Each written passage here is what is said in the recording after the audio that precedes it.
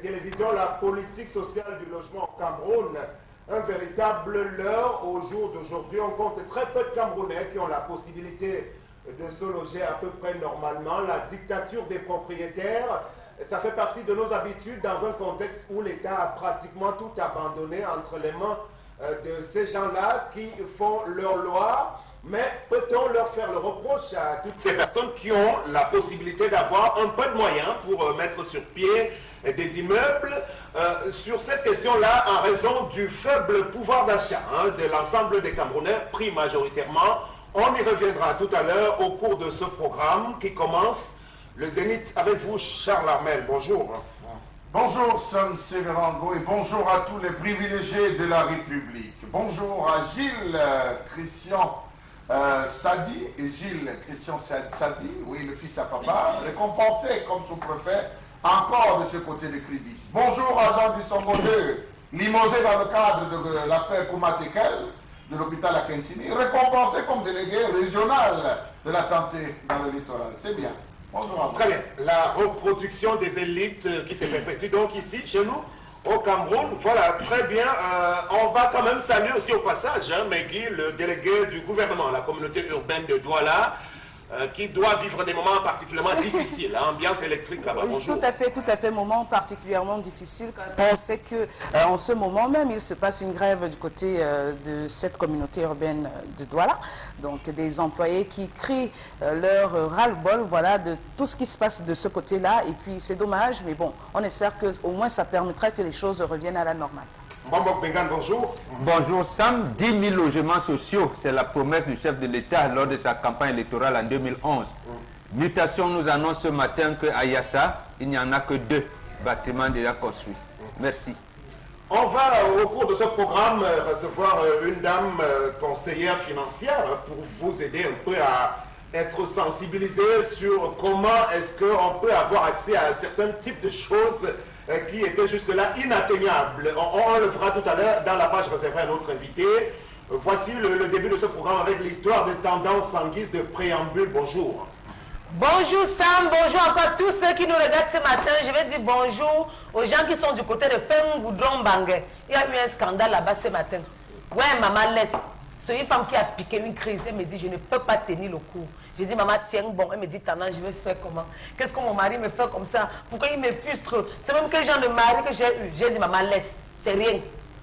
Il y a des moments où les hommes, il y a des moments où les hommes sont comme ça.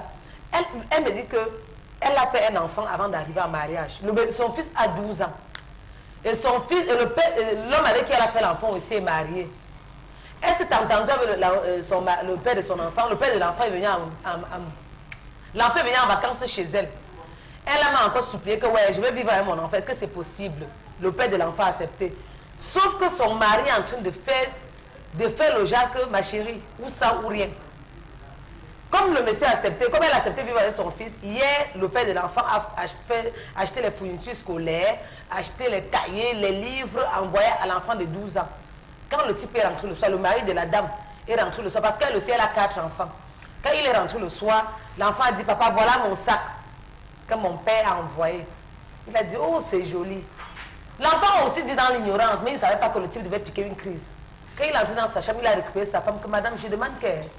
Donc, le père de ton enfant achète rien que le paquet. Donc, il fait seulement les fournitures de son fils. Et les autres 4 enfants, il fait comment?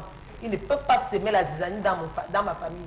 C'est mieux que tu récupères et le sac et les fournitures scolaires, tu remets à ces messieurs parce que je ne peux pas vivre comme ça. Si j'ai accepté de vivre avec son enfant, ça veut dire que s'il veut faire les paquets, il fait le paquet pour tout le monde. Et l'enfant veut que le sac. Et l'enfant aime d'ailleurs le sac là jusqu'à mais il ne sait même pas que ses parents sont en train de s'entretuer pour le sac. Donc à l'heure, si son mari dit que remet le paquet à son père, elle est traumatisée ça. Elle dit que je vais faire comment?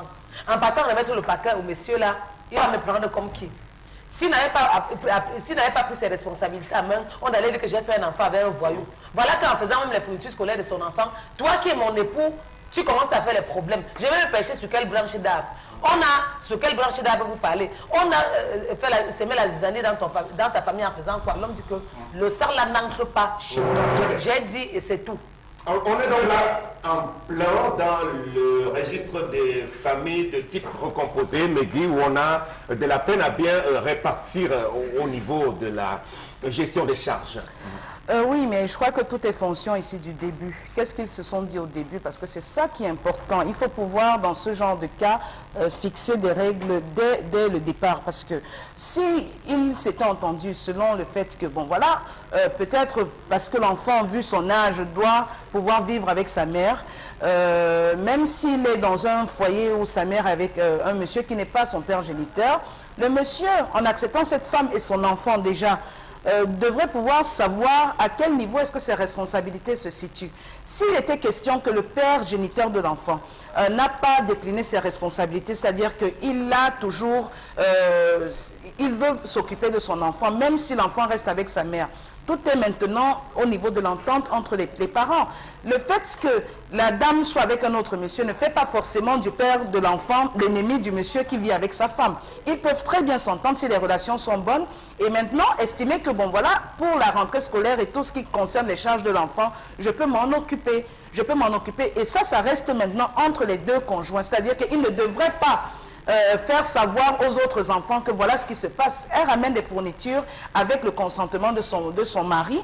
Ben, je ne sais pas moi, il peut prendre ses fournitures sans faire trop de problèmes. Du moment où, voilà, que tout soit bien encadré, moi je ne trouve pas où il y a de problème. Bob Bengal, sur le sujet. Oui. En réalité, c'est dans nos traditions africaines. Nous n'avons pas ce que vous appelez les règles arithmétiques. J'ai l'impression que aujourd'hui, la civilisation dite moderne, en fait, nous ne la prenons pas comme ça, dite moderne veut compter des choses en 1 plus 1 égale 2. Chez nous, en réalité, cette dame, son enfant ne peut venir que lui rendre visite. L'enfant appartient au père. Si le père a les moyens d'éduquer son enfant, il doit rester avec sa nouvelle compagne. C'est d'abord ça, c'est-à-dire quoi? Le fait, c'est de consolider les familles. Mais ici, aujourd'hui, dans votre modernisme, vous nous dites, bon, on peut, chacun a sa façon, chacun a ses... Non, il n'y a pas, chacun a sa façon, n'existe pas. Il y a, qu'est-ce que la société a prévu pour ces...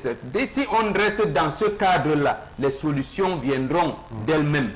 C'est-à-dire que, pour ce cas précis, il faudrait que le gars, il aurait pu peut-être envoyer de l'argent pour qu'on fasse un paquet commun pour tous les enfants qui,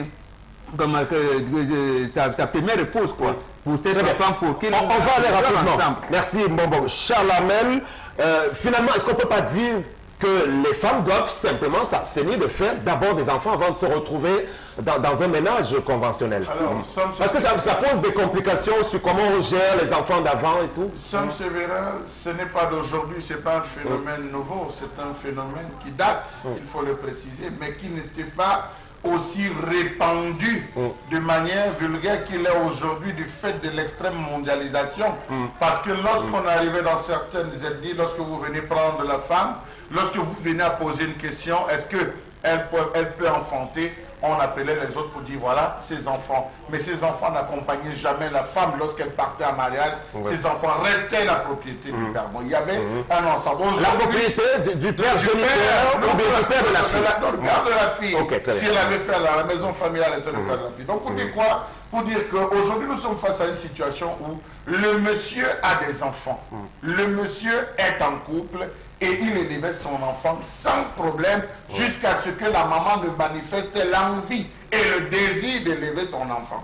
L'enfant parti pour les vacances, arrivé en vacances, il est resté pour la maman m'a sollicité vivre avec cet enfant.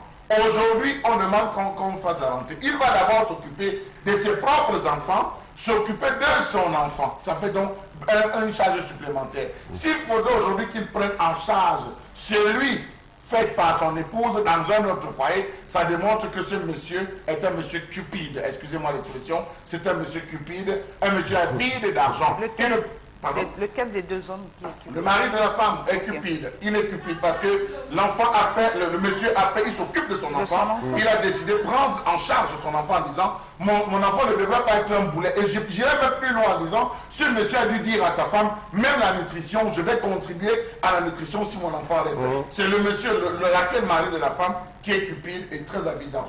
Ok, très bien. Bon, ça c'est votre appréciation, très bien, on la valide. Ok, très bien.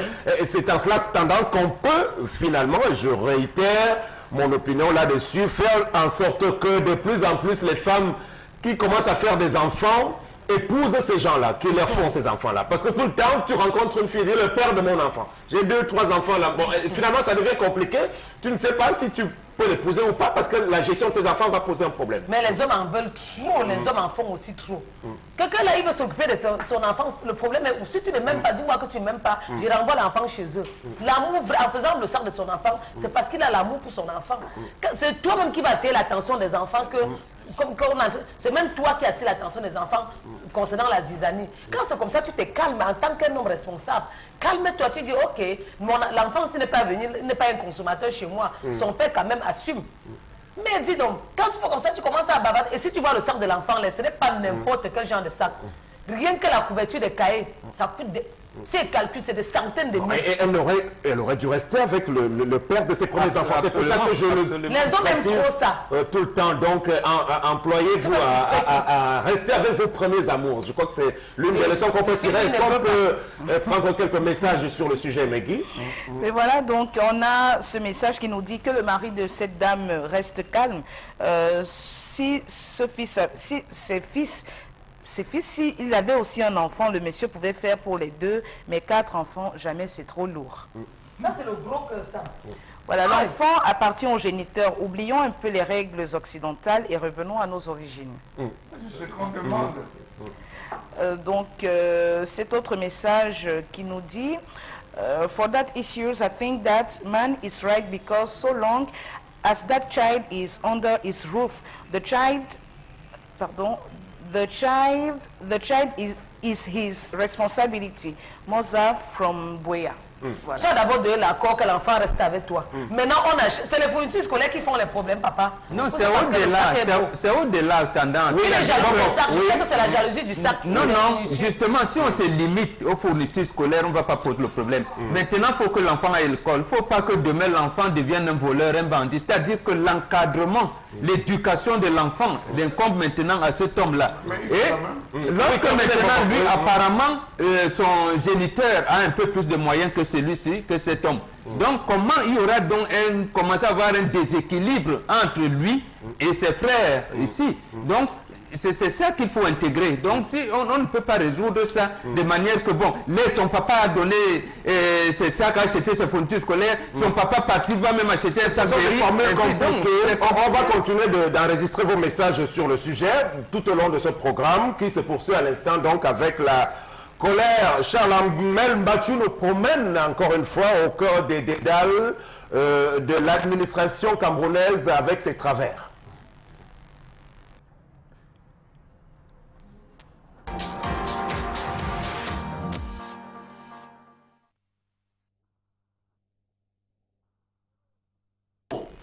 Sur la question d'état de l'administration camerounaise.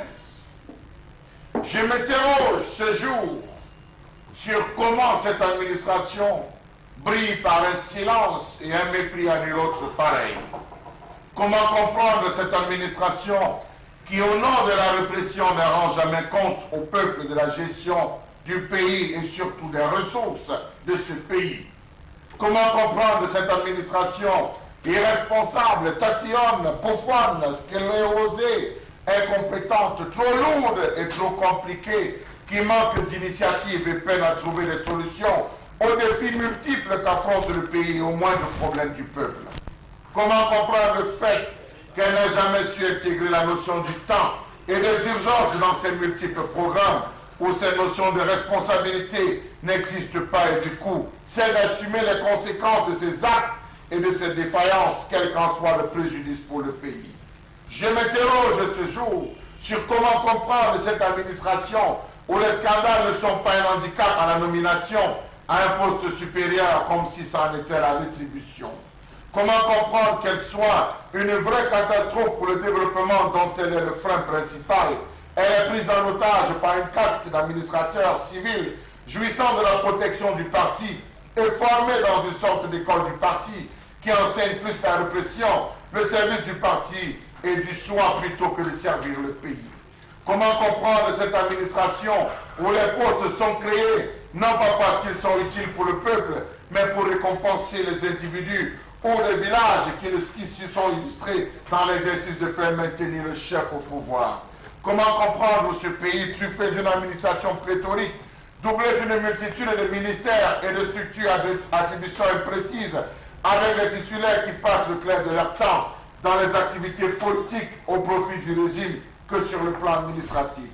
Comment comprendre qu'un pays comme les États-Unis d'Amérique, qui a une population de près de 320 millions d'habitants, une superficie de 10 millions de kilomètres carrés, des potentialités financières énormes, fonctionne avec 15 ministères et un nombre correspondant de ministres, et que le Cameroun, très pauvre, très endetté, inscrit dans l'ordre du plan d'ajustement structurel dont la population n'est qu'environ 20 millions pour une superficie de 475 000 km², se retrouve par la seule volonté des chefs avec plus de 46 ministères, 10 secrétariats d'État et près de 70 ministres assimilés, payés, lavés, nourris et blanchis par l'argent du peuple à ne rien faire? Comment comprendre le fait qu'elle ne s'adresse cette administration au peuple que lorsqu'elle a le dos au mur à travers une dénaturation complète des faits, changement de données, rendant officielle la version qui les arrange, dans ce sens qu'il ne faut pas laisser croire que la responsabilité incombe à l'administration, version souvent arrogante, truffée d'incohérences et d'incongruités dénuées de tout bon sens et de toute bonne moralité? Comment comprendre cette administration qui n'est pas du fait et qui n'est pas au fait des réalités du peuple, qui ne compatit jamais au malheur du peuple et ne s'adresse au peuple qu'en cas de rares occasions, n'accordant aucune interview? Comment comprendre le fait que l'administration camerounaise n'a toujours pas réussi à mettre en application l'article 66? Comment comprendre le fait que les Camerounais ignorent tout des affaires de leur pays, mais ignorent tout de la santé du président? Ils ne savent pas combien ils payent leur président, ministres, députés généraux, ni combien ils dépensent pour le fonctionnement de leurs hôtels particuliers. Ils ignorent toutes les dépenses personnelles en plus des frais faramineux, des salaires domestiques, voitures des épouses, carburant des épouses, nourriture, boissons, alcool, frais médicaux. Les Camerounais ne savent pas ce que les rapports de pétrole ou le péage, ni comment cet argent est utilisé. Voilà là où fonctionne l'administration camerounaise. Elle ne dit rien, ne fait rien, sinon que parler. Voilà, sur l'opacité de cette administration qui ne rend pas compte souvent, donc absence d'obligation de reddition de comptes, très peu d'accès vis-à-vis des journalistes. Aujourd'hui, le difficile accès aux sources d'information, ça se pose avec acuité. D'ailleurs, au tout début de ce programme, nous avions carrément toute une rubrique concernant administration. On a dû un tout petit peu la mettre progressivement de côté, puisqu'on a eu de la peine à trouver des invités venant du corps de l'administration publique centrale ou bien au niveau des démembrements Bobok Bengan. Alors, sur cette opacité, avant d'évoquer les autres aspects, vis-à-vis de la presse par exemple. Vous avez vu le premier spectacle s'est produit la semaine dernière lorsque la commune d'arrondissement de Douala Premier votait son budget administratif. Vous avez, c'est parti un peu caché, mais depuis 2012, cette administration, cette commune fait des excédents budgétaires. C'est-à-dire que dans le budget prévu, l'argent reste dans les caisses. Il en est de même de notre Assemblée nationale. Mais pourquoi alors on vote un budget, on ne vous dit pas que l'excédent budgétaire de l'année précédente est reversé et s'apporte à temps?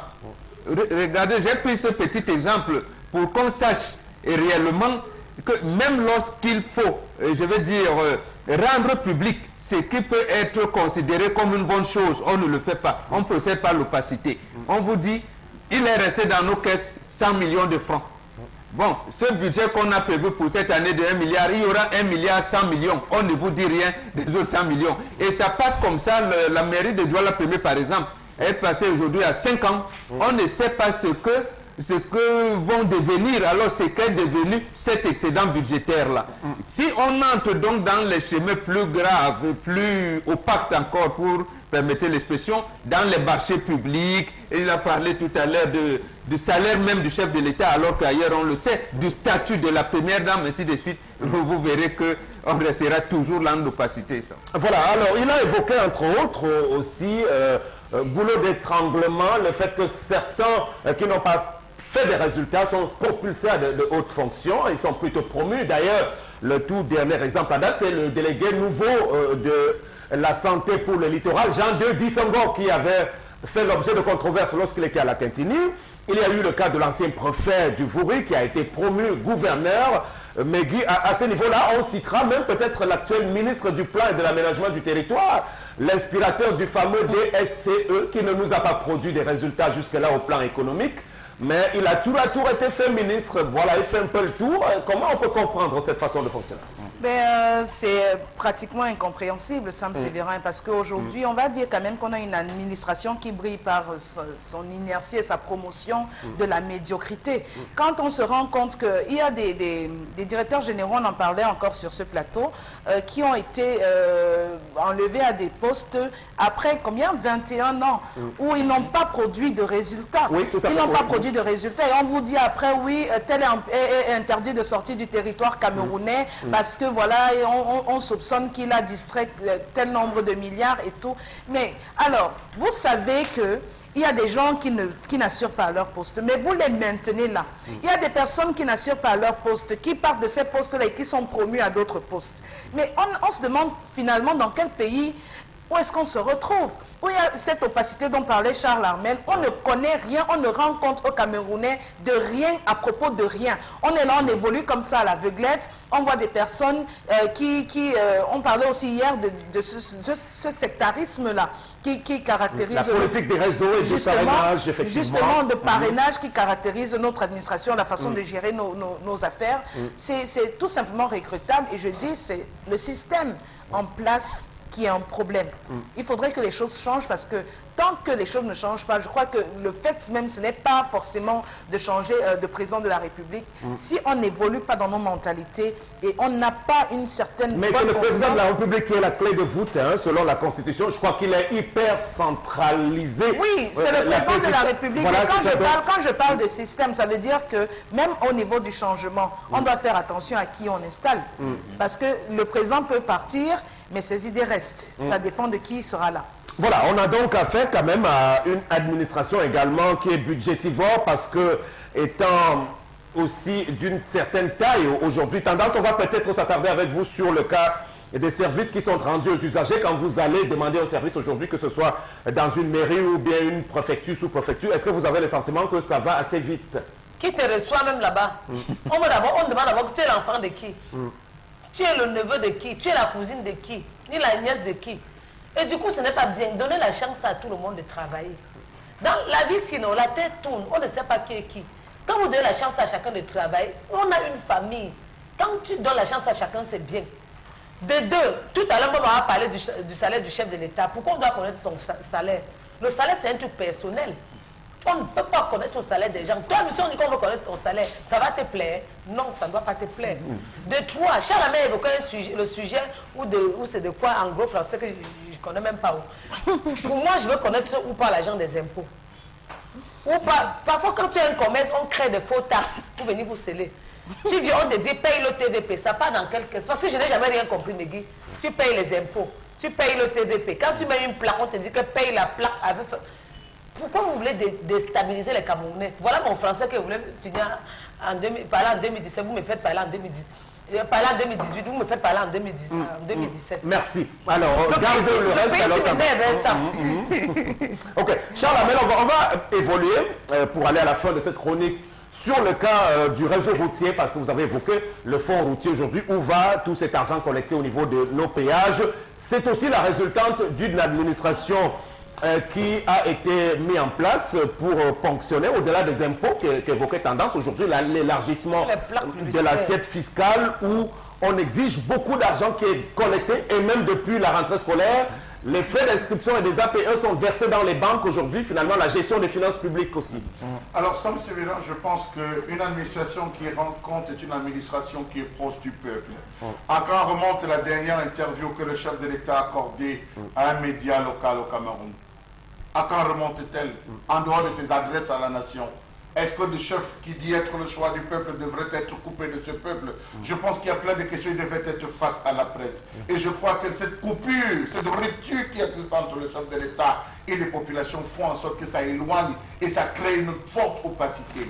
Pourquoi n'a-t-on pas pensé à l'application de l'article 66 qui a encore été validé par eux-mêmes. Je pense qu'on devrait pratiquer et mettre en application cet article 36. Vous allez découvrir des gens comme Félix Antoine Samba, peut-être découvrir plus que ce qu'on sait. Il a été un gestionnaire, il a été un gestionnaire de crise. Je pense qu'à un moment donné, il devrait rendre gorge Sam Sevelango. Hier, je vous assure, j'ai manqué d'avoir un AVC. Lorsque j'ai suivi le nom de Jean Dissongo, délégué régional, j'ai dit mais c'est pas possible. Tout l'état qu'on a ressorti sur ce monsieur lorsqu'il est dans sa gestion dans l'hôpital à Keltini, tout ce qu'il a fait comme dégâts, on le nomme aujourd'hui, après l'avoir rappelé au ministère de la Santé, on le nomme aujourd'hui comme délégué régional. J'ai compris dans ce pays que mieux vaudrait faire la bêtise pour être récompensé que rester normal, car dans ce pays, ce qui est normal est anormal, et ce qui est anormal est très normal. Voilà, ça dépasse l'entendement, vous l'avez dit Charles. Mais à propos justement de nos responsables qui vont très peu donner des interviews. Bon, on a depuis quelque temps assisté à un début de décrispation à ce niveau, si vous le voulez, de la part de quelques ministres membres du gouvernement récemment. On les a souvent vus investir des plateaux de télévision. Et puis depuis ce week-end aussi, on a assisté à l'arrivée sur des plateaux de colonels de gendarmerie pour tenter de nous dire ce qu'il y a lieu de faire. Bon, ils comprennent un peu, mais je ne sais pas si tout cela est sincère quand même. Hein. Non, rien n'est sincère, parce que ce sont des gens, c'est des envois, on les envoie. C'est lorsqu'on se rend compte qu'on est dos au mur. Oui, vous savez qu'il a fallu qu'Equinox crie, que nous essayons d'appeler le gouvernement pendant des heures, surtout le ministère des Transports, par rapport à ces accidents. Il y a eu tellement d'accidents et le gouvernement est resté muet pendant des mois, même pas adresser des condoléances aux différentes populations. On était à plus de 200 en dénombrant, mais on nous a dit que c'est 116, 156. Alors moi j'ai une autre question. L'argent dû au remboursement, le remboursement fait par les gens qui étaient ce qu'on appelait les imperviables, cet argent est allé où? Qu'est-ce qu'on a fait de cet argent? Pourquoi n'a-t-on pas rendu compte de ce que l'État a pu récupérer chez ces imperviables qui ont passé le temps à rembourser, évitant des peines de prison? Jamais on nous l'a dit. Une minute, Bobok Bengan, pour sortir avec vous sur les lenteurs administratives au sujet, par exemple, de la mise en place de certaines institutions. On a parlé du Conseil constitutionnel qui n'est pas là. Le Sénat est arrivé, malgré tout. On ne sait même pas à quoi ça sert. Bon, il y a aussi que la décentralisation même tarde à être implémentée. Oui, parce que la Constitution, le président de la République l'a consacré, c'est-à-dire que les institutions seront mises en place de manière progressive. C'est-à-dire que dans progressive, on peut mettre 30 ans. Et on vous dira que le temps du chef de l'État n'est pas le temps du peuple, alors que c'est le peuple qui est la référence. Donc voilà, vous avez dit tout à l'heure, Sam, c'est le chef de l'État qui est la clé de voûte et c'est lui qui bloque, c'est lui qui est le responsable de l'inertie, malheureusement. Voilà, on va à présent passer à notre invité pour aller introduire tout à fait autre chose. On vous l'a dit, le pouvoir d'achat des Camerounais est faible. On est par exemple en pleine rentrée scolaire, ils sont nombreux qui ont de la peine à joindre les deux bouts. Mais au-delà de cela, combien sont-ils aujourd'hui par exemple qui ont accès facilement à un logement, à un lopin de terre? Combien sommes-nous propriétaires? Bon alors, moi je ne vais pas me mettre là-dedans parce que c'est utopique pour nous autres aujourd'hui. Et beaucoup de Camerounais plutôt majoritaires sont dans cette situation. Il y a également que pour avoir accès, par exemple, à un matériel roulant, mais Guy, vous êtes automobiliste, vous me direz comment vous avez fait, si vous avez pu avoir accès à un crédit auto pour pouvoir en bénéficier. Alors, disons-le très clairement, au Cameroun, les choses sont différentes par rapport à ce qui se vit sous d'autres cieux. Donc, en matière de gestion de ses finances personnelles, c'est très très difficile. Et nous avons quelqu'un sur ce plateau qui peut nous aider à comprendre comment ça fonctionne un peu dans ce domaine-là. On l'accueille sans autre forme de procès. Madame Jeannette Grace Mougoun. Bonjour, bienvenue. Bonjour Sam. Ça va? Ça va. Vous êtes en direct sur Equinox. Ah oui. Ok. Très bien. Votre histoire est particulière parce que, comme vous me l'avez raconté en préparant cette émission, votre sentiment est parti d'une petite révolte de ce que, ayant voulu réaliser quelque chose qui vous était cher, vous n'avez pas pu avoir accès à un crédit tel que vous l'aviez sollicité à l'époque et ça vous a amené à changer vos idées. Comment c'est parti? Bon, je me suis rendu compte que les petits Camerounais n'ont pas accès à certaines choses. Au Cameroun, on a mis sur pied beaucoup d'opportunités, mais ces opportunités sont limitées. C'est pas tout le monde qui a accès. Par exemple, un benzikineur ne peut pas se lever, aller prendre un logement de l'État parce que ses moyens sont limités et personne ne va jamais l'accepter. Et c'est pas évident aussi de prendre un crédit. Il y a plusieurs organismes, plusieurs établissements financiers qui sont sur place, qui disent donner des crédits, mais quand tu arrives, vraiment, c'est catastrophique. Et justement, on peut partir de votre expérience en matière de demande de crédit, justement. Oui. Parce que vous êtes passé par là et justement, ça a été compliqué. Et ça a été vraiment compliqué. Et je me suis dit, voilà, pourquoi est-ce que on ne peut pas se mettre ensemble et aider ceux qui ne peuvent pas, ceux à qui on ne peut pas donner du crédit là-bas, pourquoi est-ce que nous ne pouvons pas les aider à arriver à réaliser leurs projets? Qu'est-ce qui, de votre point de vue, justifie cela dans l'environnement camerounais aujourd'hui? Pourquoi est-ce que, c'est vrai, on va dire en Europe, ils sont un peu plus riches, mais là-bas, les mentalités sont différentes. Comment vous comprenez que ce soit aussi difficile que chez nous, ceux qui sont riches s'enrichissent davantage et que les pauvres, davantage, s'appauvrissent aussi? Comment est-ce que vous comprenez ce phénomène? C'est la réalité de chez nous. La réalité de chez nous. Ils n'ont pas accès. Et ils sont même parfois à la limite rejetés. Parce qu'ils ne peuvent pas mettre la main où... Comme Tendance disait tout à l'heure, quand tu arrives, on te demande qui t'a envoyé, tu es l'enfant de qui, tu es ceci, tu es cela. Oh, toi, tu n'es l'enfant de personne. Par conséquent, tu ne peux pas avoir cette opportunité-là. C'est pour ça que nous voulons changer les choses. Les mentalités. Quel serait le bon modèle, d'après vous, pour le Bensikineur? Quel est le modèle que vous proposez, par exemple, pour essayer d'arranger la situation? Nous proposons aux Bensikineurs de venir dans notre organisme. Non, je parle en tête pour vous, quand on parle de société idéale. Les accompagner véritablement. Donc vous estimez que les autres structures qui sont en place... Ne les accompagnent pas. À quel niveau? C'est justement là où je voulais voir les faiblesses. Ok. Quand ils disent qu'ils accompagnent, ils mettent des pourcentages vraiment très élevés. Or, chez nous, ce n'est pas le cas. Nous voulons effectivement accompagner. Quand tu dis accompagner, accompagner pour de vrai.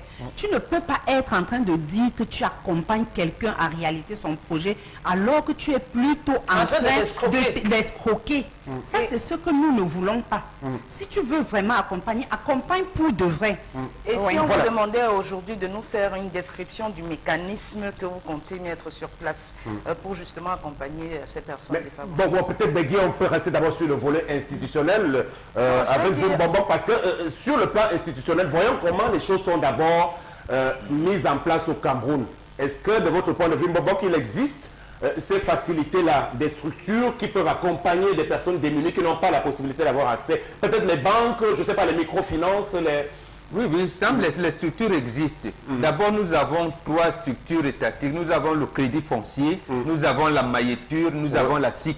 C'est-à-dire que puisqu'au départ, c'est le fonctionnaire qui était là-bas, puisqu'en fait, à l'époque, le fonctionnaire ne gagnait pas autant que celui qui était dans le privé. Donc, là-bas, c'était lui, il avait un salaire moyen. Bon, lui peut profiter des logements SIC. Mais à côté des logements, la mailletture avait pour mission d'aménager les abords de là où on veut construire des logements SIC, par exemple. Et en plus, aider les mairies à ce qu'ils appellent la voirie, la politique de lotissement. Donc, là, le truc de lotissement des mairies, des collectivités territoriales décentralisées, pouvait donc, le bensikineur, le manœuvre, le maçon du quartier, pouvait donc, dans ce lotissement, chercher à avoir, à l'époque même, la formule était bien consacrée, 20 x 20, donc 400 mètres carrés, que vous pouvez avoir, et la mairie vous fait pour avoir le titre de propriété, ce qu'on appelle titre foncier. Au moins, il y avait des mécanismes en place pour faire en sorte que, même si vous gagnez 50 000 francs, vous pouvez avoir un titre foncier quelque part, votre 20 fois sur 20, par exemple. Mais c'est davantage réservé aux salariés, c'est ça? Oui, davantage réservé aux salariés, même les manœuvres. C'est-à-dire que 2 manœuvres, parce qu'à l'époque où il y avait des chantiers, pouvaient donc s'associer, acheter un lot et se partager ce lot-là. Pourvu que dans ce chantier où vous exercez comme tâcheron, on vous recrute comme maçon, et pendant 2 semaines, pendant 3 semaines, la société qui vous emploie est obligée de vous donner, comment je vais dire, vos paiements à la caisse, mais moyennant une rétention si vous voulez vous engager à acheter un terrain. Mais sauf qu'à partir des années 85-86, tout a chamboulé, tout a foutu le camp. Et à côté de ça, il y avait également, comme dit notre invité, certains organismes en privé qui s'organisaient. Effectivement, il y avait, bon, cette société a disparu aujourd'hui, Soka Sokaba, il y avait plein, l'État a même mis en place, je pense, pro-PME, des entreprises, des structures comme ça qui pouvaient accompagner tout le monde dans ce processus. Mais qui ont fait faillite. Qui ont fait faillite. Aujourd'hui, donc, on vous dira qu'il y a 15 000 faux titres fonciers à Douala. Vous allez donc faire comment? C'est là le problème. Alors, avant d'en arriver peut-être aux possibilités dans les mécanismes, comme le suggérait Megui tout à l'heure, et de voir ce qui peut être fait en guise d'esquisse de solution. Tendance, est-ce que tu veux réagir à notre invité? Comment tu la trouves déjà elle est comme ça. Donc, comme ça, elle est comme ça. Ouais. Ma Jackie, tu es comme ça. Hein, ma chérie, ce n'est pas que c'est le quartier. Si maintenant, parce que ça, moi, je suis mamie projet. Si je veux faire les projets, si je veux lancer un bon projet sur pied, donc je peux vous contacter. Hein, Jacques? Bien sûr. Et pour vous contacter, je vais donner quoi? Je vais d'abord décaisser un peu. Ou je fais bon, tu vas passer par moi, je te dirai comment contacter. Ah bon? Non, ça aussi, non, ce n'est pas que je vais d'abord voir le secrétaire du DG ou encore voir d'abord le vigile ou le chauffeur. Je vais poser qu'avec elle, net. Ma Jackie, si vous le Jeannette, pas Jackie, Jeannette. Ah, Jeannette. Oui. Jeannette et Jackie, je mélange. Bon, c'est même tabac, quoi. Si je veux un crédit scolaire peut-être de 800 000 francs, est-ce que tu peux me donner? Non, ce n'est pas elle. Disons qu'elle peut te dire comment ça fonctionne justement sur l'expérience des crédits qui est difficile pour le petit Camerounais moyen aujourd'hui. Est-ce que vous pouvez nous expliquer quels sont les taux d'imposition, les taux d'intérêt qu'on impose aux gens et qui sont difficiles à supporter aujourd'hui? Ok, de façon simple, si vous voulez bâtir un immeuble, vous venez chez nous, vous donnez 30% votre apport personnel et avec votre titre foncier, nous réalisons votre projet tout simplement. Mais ma question c'était de savoir comment ça fonctionne déjà au niveau des crédits dans les banques pour qu'on se rende compte que c'est bien difficile pour les petits Camerounais finalement. Oui, c'est pas évident. Quand vous avez essayé. C'est pas évident au niveau des banques. Parce que quand tu vas prendre un petit crédit dans une microfinance, tu arrives, tu demandes le taux d'intérêt, on te dit 1,5.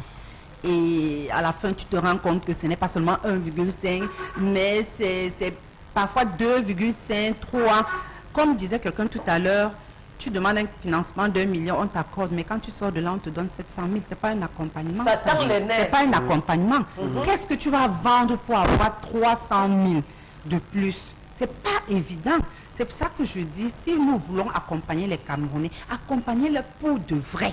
Pour de vrai. Il ne faut pas dire nous accompagnons et au final, vous vous rendez compte que vous n'êtes pas en train d'accompagner. C'est pour ça que nous nous sommes réunis, un groupe, et on a créé un organisme. Vous avez cette idée-là? Oui, nous avons cette idée. Nous avons l'idée de mettre en place. D'abord, il faut interpeller l'État pour qu'il puisse faire en sorte que de faciliter de la part de gens qui sont là pour faire cet accompagnement. Charles Amel, je veux dire par exemple que pour quelqu'un qui va verser, par exemple, qui veut une construction de 5 millions, vous avez dit toi les 30%. 30% de 5 millions, c'est combien par exemple, à votre niveau?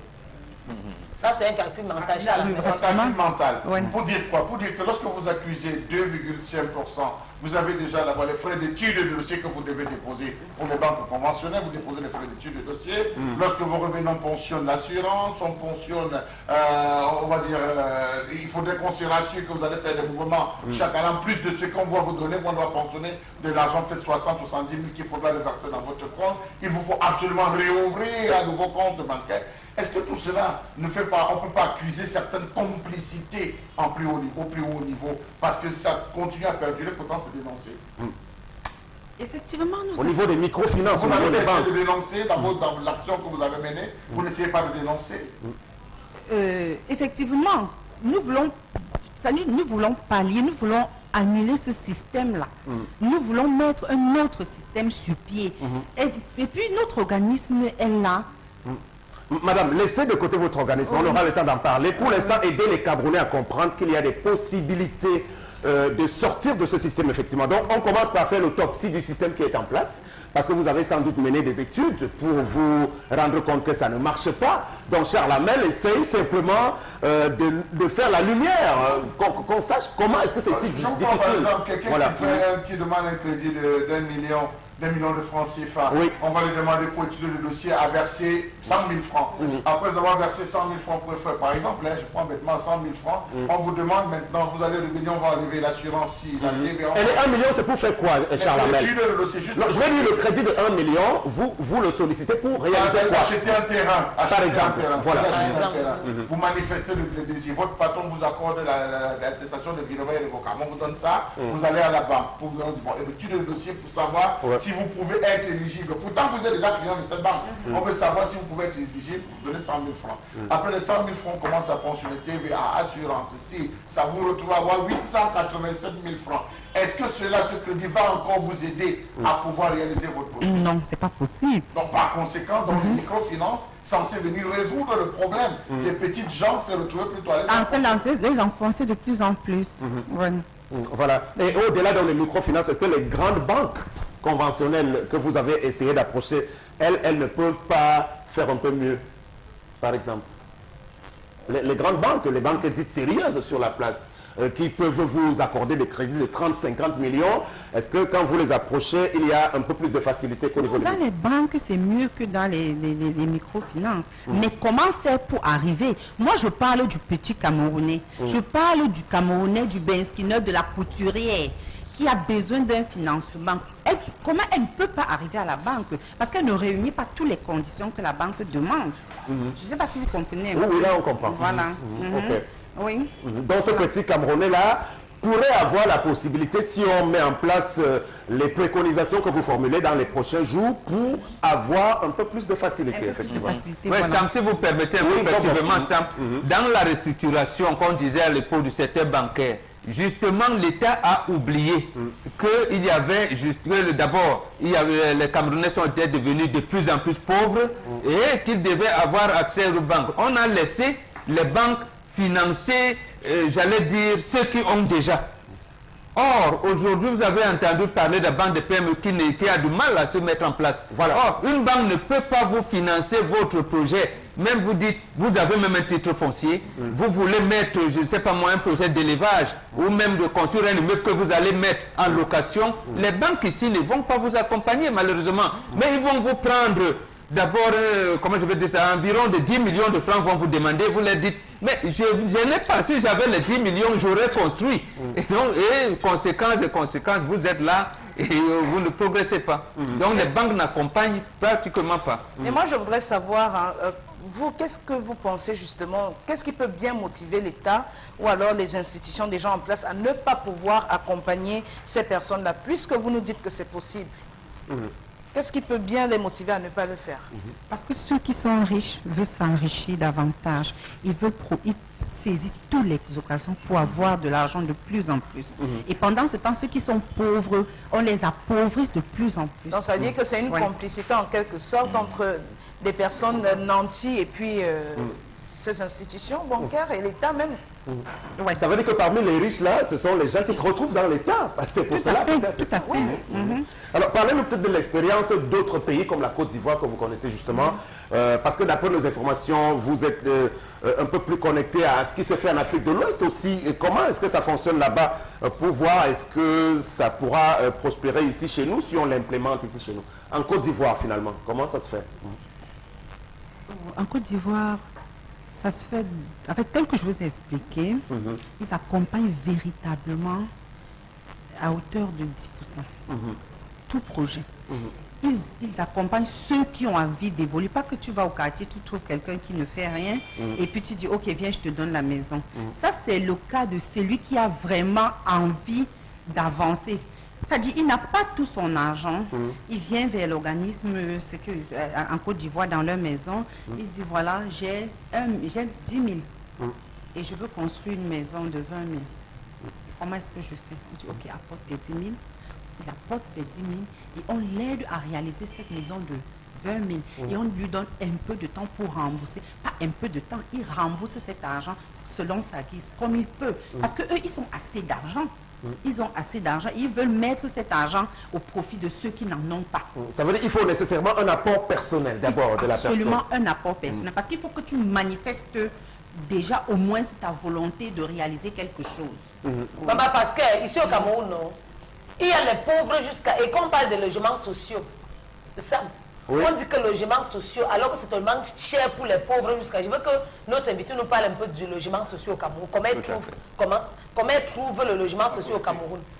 C'est un peu comme c'était les politiciens qui faisaient ça. Parce qu'on dit les logements sociaux, c'est pour les pauvres. Mais l'argent qu'on décaisse pour avoir un logement, c'est le problème. Maman, dis-nous un peu comment ça devrait se passer en temps normal. Déjà que ce n'est pas tout le monde qui a accès à ce logement, même comme c'est pour les pauvres. C'est pour les pauvres.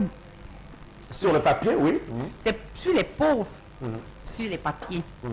Mais ce n'est pas pauvre. Je ne sais pas si vous comprenez un peu. Donc, je ne sais pas.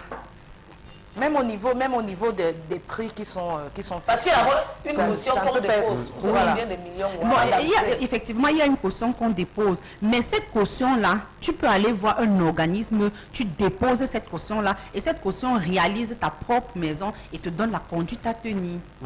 Voilà. Pour le remboursement. Mais est-ce que vous pensez que pour avoir déjà accès, c'est pas évident. On dit c'est pour les pauvres, mais au final, c'est pas pour les pauvres. Ce sont les risques qui ont accès à ces logements-là, oui, tout à fait. Mais est-ce que aussi le fait que beaucoup de personnes se retrouvent dans le secteur informel, c'est-à-dire que c'est quand même difficile, quand on accorde un crédit bancaire, il faudrait bien qu'on ait des garanties qui nous permettent de s'assurer que effectivement ce crédit sera remboursé. Notamment, on travaille pour une entreprise, on sait que voilà, au niveau de vos salaires, il sera retrancher une petite partie pour le remboursement chaque mois, je ne sais pas. Alors quelqu'un qui n'appartient à aucune entreprise, comme vous parlez des bensikineurs par exemple, comment vous faites? Oui, on ne peut pas donner un crédit sans garantie. Ce sera quoi la garantie justement? C'est pas possible.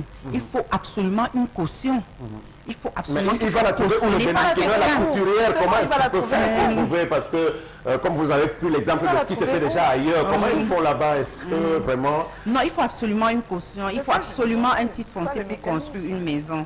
Absolument. Mais absolument. Nous simplifions juste au niveau des intérêts et au niveau de l'accompagnement aussi. Mais les garanties, franchement, sont les mêmes. On ne peut pas donner une maison à quelqu'un qui n'a pas de garantie. C'est pratiquement la même chose alors. C'est la même chose, mais madame, c'est plus flexible. Ok, d'accord. Lorsqu'on essaye un peu de parcourir l'ensemble de ce qu'on a dit aujourd'hui, on se rend compte que le tout est fait. Je discutais tout à l'heure avec Sam Severa qui m'a fait comprendre, par exemple, qu'Emmanuel Macron a demandé à ce qu'on baisse véritablement les loyers. Est-ce que quelque part, c'est pas une volonté? Au Sénégal, Macky Sall l'a fait. Il a instauré, il a homologué les prix en fonction d'abord, il a des dimensionnements qui ont été précis pour les types de maisons à location. Pourquoi est-ce que cette politique tarde à arriver au Cameroun? Ne serait-ce que pour faire le premier pas, à essayer d'apaiser les jeunes qui vont en location. Déjà que toutes les maisons de la SIC sont prises. Est-ce qu'on ne peut pas commencer par cette petite politique qui permettra à ce jeune d'économiser? Parce que vous avez par exemple une chambre qui ne représente rien, vous la laissez à 40 000 francs sous prétexte qu'elle est moderne. Pourtant, elle ne respecte même pas le principe en termes d'éclairage, d'espace et tout. Voilà, parce que tout le monde ne peut pas forcément avoir accès au logement, devenir propriétaire. Il y a beaucoup qui sont encore dans de la location. Est-ce que vous ne pouvez pas se plaidoyer? Justement, c'est parce que ça tarde, le gouvernement tarde à le faire, que nous, on se porte garant de mettre sur pied cet organisme. Dans les prochains jours, puisque ce n'est pas encore implémenté. Parce qu'à ce niveau-là, il faut rappeler que il y a toute une batterie de choses au Cameroun aussi pour mettre en place une entreprise. Hein. Ce n'est pas tout à fait évident. Voilà, c'est ça. Donc on va aller vers la fin de cet entretien tendance et on a les dernières propositions. Qui va leur donner l'autorisation de mettre comme vous voulez prendre l'avance sur le gouvernement, qui va alors vous donner l'autorisation de mettre ça sous pied? Tout le même gouvernement, c'est ça? Toujours le même gouvernement, bien sûr. Ah bon, et vous allez faire comment pour qu'on vous donne? Quand vous dites qu'ils ne peuvent pas, vous prenez l'avance sur eux. Non, pas qu'ils ne peuvent pas, mais qu'ils traînent. Ça tarde, ils tardent à le mettre. Donc vous croyez qu'ils vont vous donner l'autorisation tôt? Attends. C'est ce qu'elle espère. Moi, j'espère, oui. Alors, madame, il y a que l'environnement occidental permet tout cet ensemble de facilités. Est-ce que vous Quelle est d'abord l'expérience que vous avez de l'Occident en termes de facilité en direction des populations, des citoyens? Moi, je me suis rendu compte qu'en Europe, tout le monde a la maison, tout le monde a la voiture, mais ça n'appartient à personne. C'est-à-dire, on leur donne des voitures et ils payent un peu. On leur donne des maisons et ils remboursent un peu. Pourquoi est-ce que nous aussi, on ne peut pas fonctionner comme ça ici au Cameroun? Pourquoi tout le temps nous allons puiser dans nos fonds propres pour réaliser nos projets? Ça, c'est ce que nous voulons combattre. Nous ne voulons pas que les Camerounais utilisent leurs fonds propres pour arriver, pour réaliser les projets, pour construire une maison qui ne va rien produire. Et par conséquent, nous... Voilà, comment vous dites que la maison ne va rien produire du tout? Non, ça dit la maison d'habitation. Quand tu construis ta maison, ça ne te produit pas. Tu es d'accord avec moi? Or, quand tu mets un commerce sur pied, le commerce il y a la rentabilité et ça permet que ta plateforme soit achalandée. Mais quand tu construis une maison, ça dit il faut beaucoup d'années pour que tu gardes, tu économises cet argent pour réaliser ce projet. Mais du coup, tu débloques et puis tu investis dans la maison. Tu vois un peu. Or, il y a des organismes qui peuvent le faire. Et ça te permet maintenant de fructifier ton argent, de faire autre chose, de réaliser autre projet qui peut te ramener de l'argent là. Très bien. Et si vous dites qu'en Europe, tout le monde a la maison, tout le monde a la voiture, est-ce que ce n'est pas forcément parce qu'ils sont un peu plus riches que nous? Ou bien c'est... Les Camerounais ne sont pas pauvres. C'est une affaire de mentalité. Très bien. Est-ce qu'on ne risquerait pas, en quoi votre projet tomber sous le principe du Buy America, qui fait en sorte que lorsque vous avez un travail, on vous donne une maison, on vous donne une voiture, et lorsque vous venez à peine de travail, on récupère tout? Non, c'est pas ça. Vous ne pensez pas que ça sera ça? Parce que si quelqu'un vient déposer les 30%, encore bêtement, qu'il commence à rembourser, et que 6 mois plus tard, il perd son travail. Non, il ne dépose pas les 30% et il commence à rembourser. Quand il dépose les 30%... Après avoir obtenu, puisque vous allez échelonner le remboursement, et qu'à la fin, il vient décéder, sa femme le fait, ou lui-même, il vient à perdre son boulot, ça se passe comment? Donc, Charles, vous êtes contre le principe de ce type d'organisme au Cameroun? J'ai vu ce que ça aux États-Unis. J'ai vu ce que ça cause aux États-Unis. Parce que c'est pas loin du principe des États-Unis où lorsque vous commencez le travail, vous avez la maison de vos rêves, vous avez la voiture de vos rêves, la télé de vos rêves, et vous remboursez. Alors, si j'ai bien compris, pour me résumer, puisqu'on est vers la fin, je crois que Madame propose que le Cameroun puisse adopter un système d'accompagnement financier en direction des populations qui sont faibles. Parce que pour l'instant, ça n'existe pas. Bon, ceux qui existent comme les pro-PME n'ont pas prospéré. Absolument. Donc, et voilà. Elle a raison. Le gouvernement nous a dit que les banques sont sur liquide. Où va donc l'argent de banque si la banque ne peut pas accompagner les citoyens du pays où ces banques sont installées? Donc, c'est ça le problème. Et il ne faut pas que le citoyen prenne dans ses économies propres pour construire sa maison. Pourtant, il existe des banques et des organismes d'encadrement. Il faut donc que ces organismes jouent effectivement le rôle d'encadrement des citoyens. Encadrement des citoyens là où l'État a failli quelque peu. Parce que c'est d'abord l'État qui doit protéger ses citoyens, leur offrir des meilleures conditions d'insertion sociale. Ailleurs, on le voit, la bataille des gouvernants occidentaux qui font tout pour faciliter vraiment les conditions d'épanouissement à leur population. Ce n'est pas le cas chez nous. Ceux qui sont aux affaires roulent dans les plus belles mécaniques. Bon, maintenant, on se demande sur quel type de route est-ce qu'ils roulent, parce que s'ils prennent quand même un peu de cet argent qu'ils pillent pour nous réaménager les routes, je pense que ça aurait mieux arrangé les choses. C'est dommage. Alors, Madame Jeannette Grasse-Mogoun, merci d'être passée sur Equinox. Vous reviendrez le voir si vous parvenez à implémenter ce projet finalement, si l'État accède à vous ou t'autoriser à le faire, puisque c'est un joli projet qui peut aider à résoudre plein de problèmes et de soucis chez les Camerounais les plus défavorisés pour qu'ils puissent avoir accès eux aussi au logement, aux voitures, au terrain. Ainsi de suite. Merci beaucoup. On a franchi la première heure. On va prendre une pause avant la deuxième partie.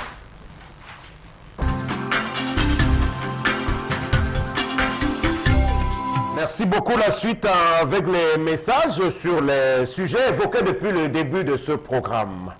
Voilà donc cet autre message de Sam Sévérin, c'est la femme qui est le problème. Elle n'avait qu'à laisser cet enfant chez son géniteur. Là, son époux prend cet acte comme une insulte et une discrimination. Femme, consultez toujours avant la prise des décisions. Consultez qui?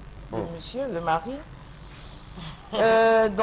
Cet autre message, le mari de cette dame n'a pas à être fâché si le père n'achetait pas les fournitures scolaires de son enfant. Un jour, le mari de cette femme-là dirait que le père de cet enfant n'est pas responsable. En plus, à un certain âge, l'enfant a besoin de l'amour maternel. Donc, le mari doit juste bénéficier de certaines charges diminuées par le père de cet enfant. C'est Suarez depuis Village.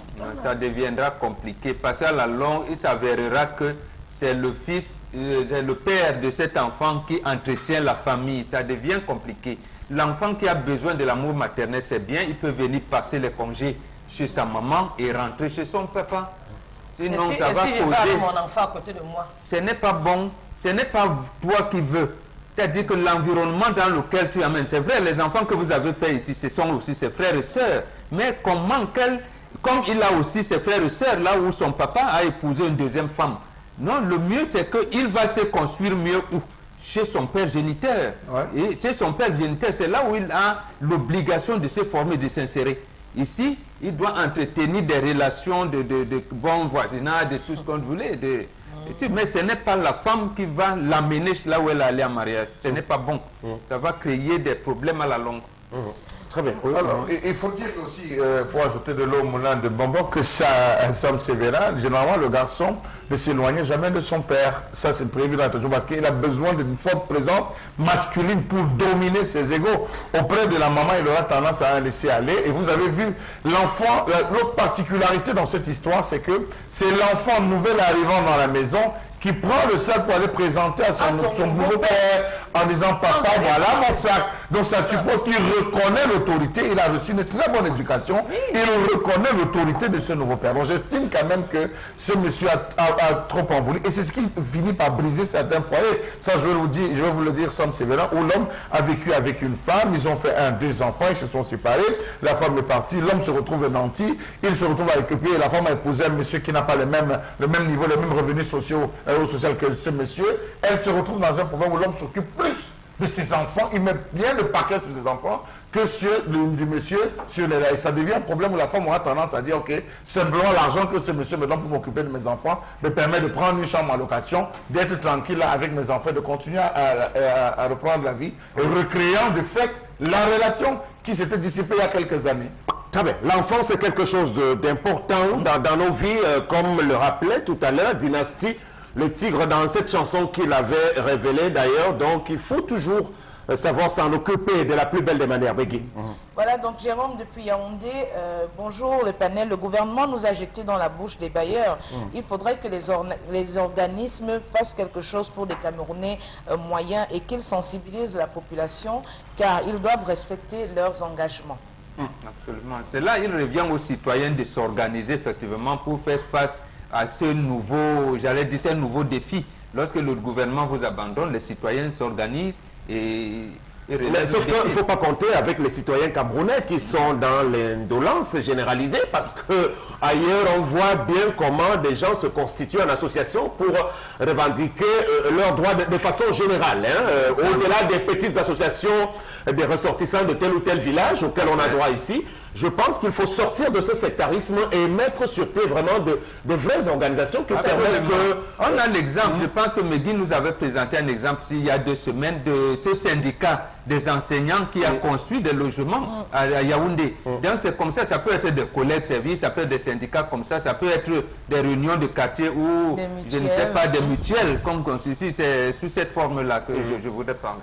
Voilà donc, bonjour, cette administration dont parle Charles Hamel ne peut rien faire de bien pour le peuple quand leur Dieu d'étoudie ne sort pas du mensonge dans lequel il se trouve. Mais la preuve, on a vu effectivement les forces de maintien de l'ordre venir justifier les accidents de circulation, alors que le ministère des Travaux publics et celui des Transports sont restés muets. C'est vrai que le super menteur ne parle plus trop. Depuis quelque temps, on ne l'entend pas beaucoup. Parce que sur l'axe Babadjou-Bamenda qu'on a présenté hier sur Equinox Télévision dans un grand reportage signé Éric Martial Jomo, je crois qu'on a bien pu regarder, voir la réalité du Mais c'est vrai qu'il dit qu'il avait annoncé 118 milliards de la Banque africaine de développement. Donc on va lui demander, mais c'est toi-même qui avais dit, c'est où alors?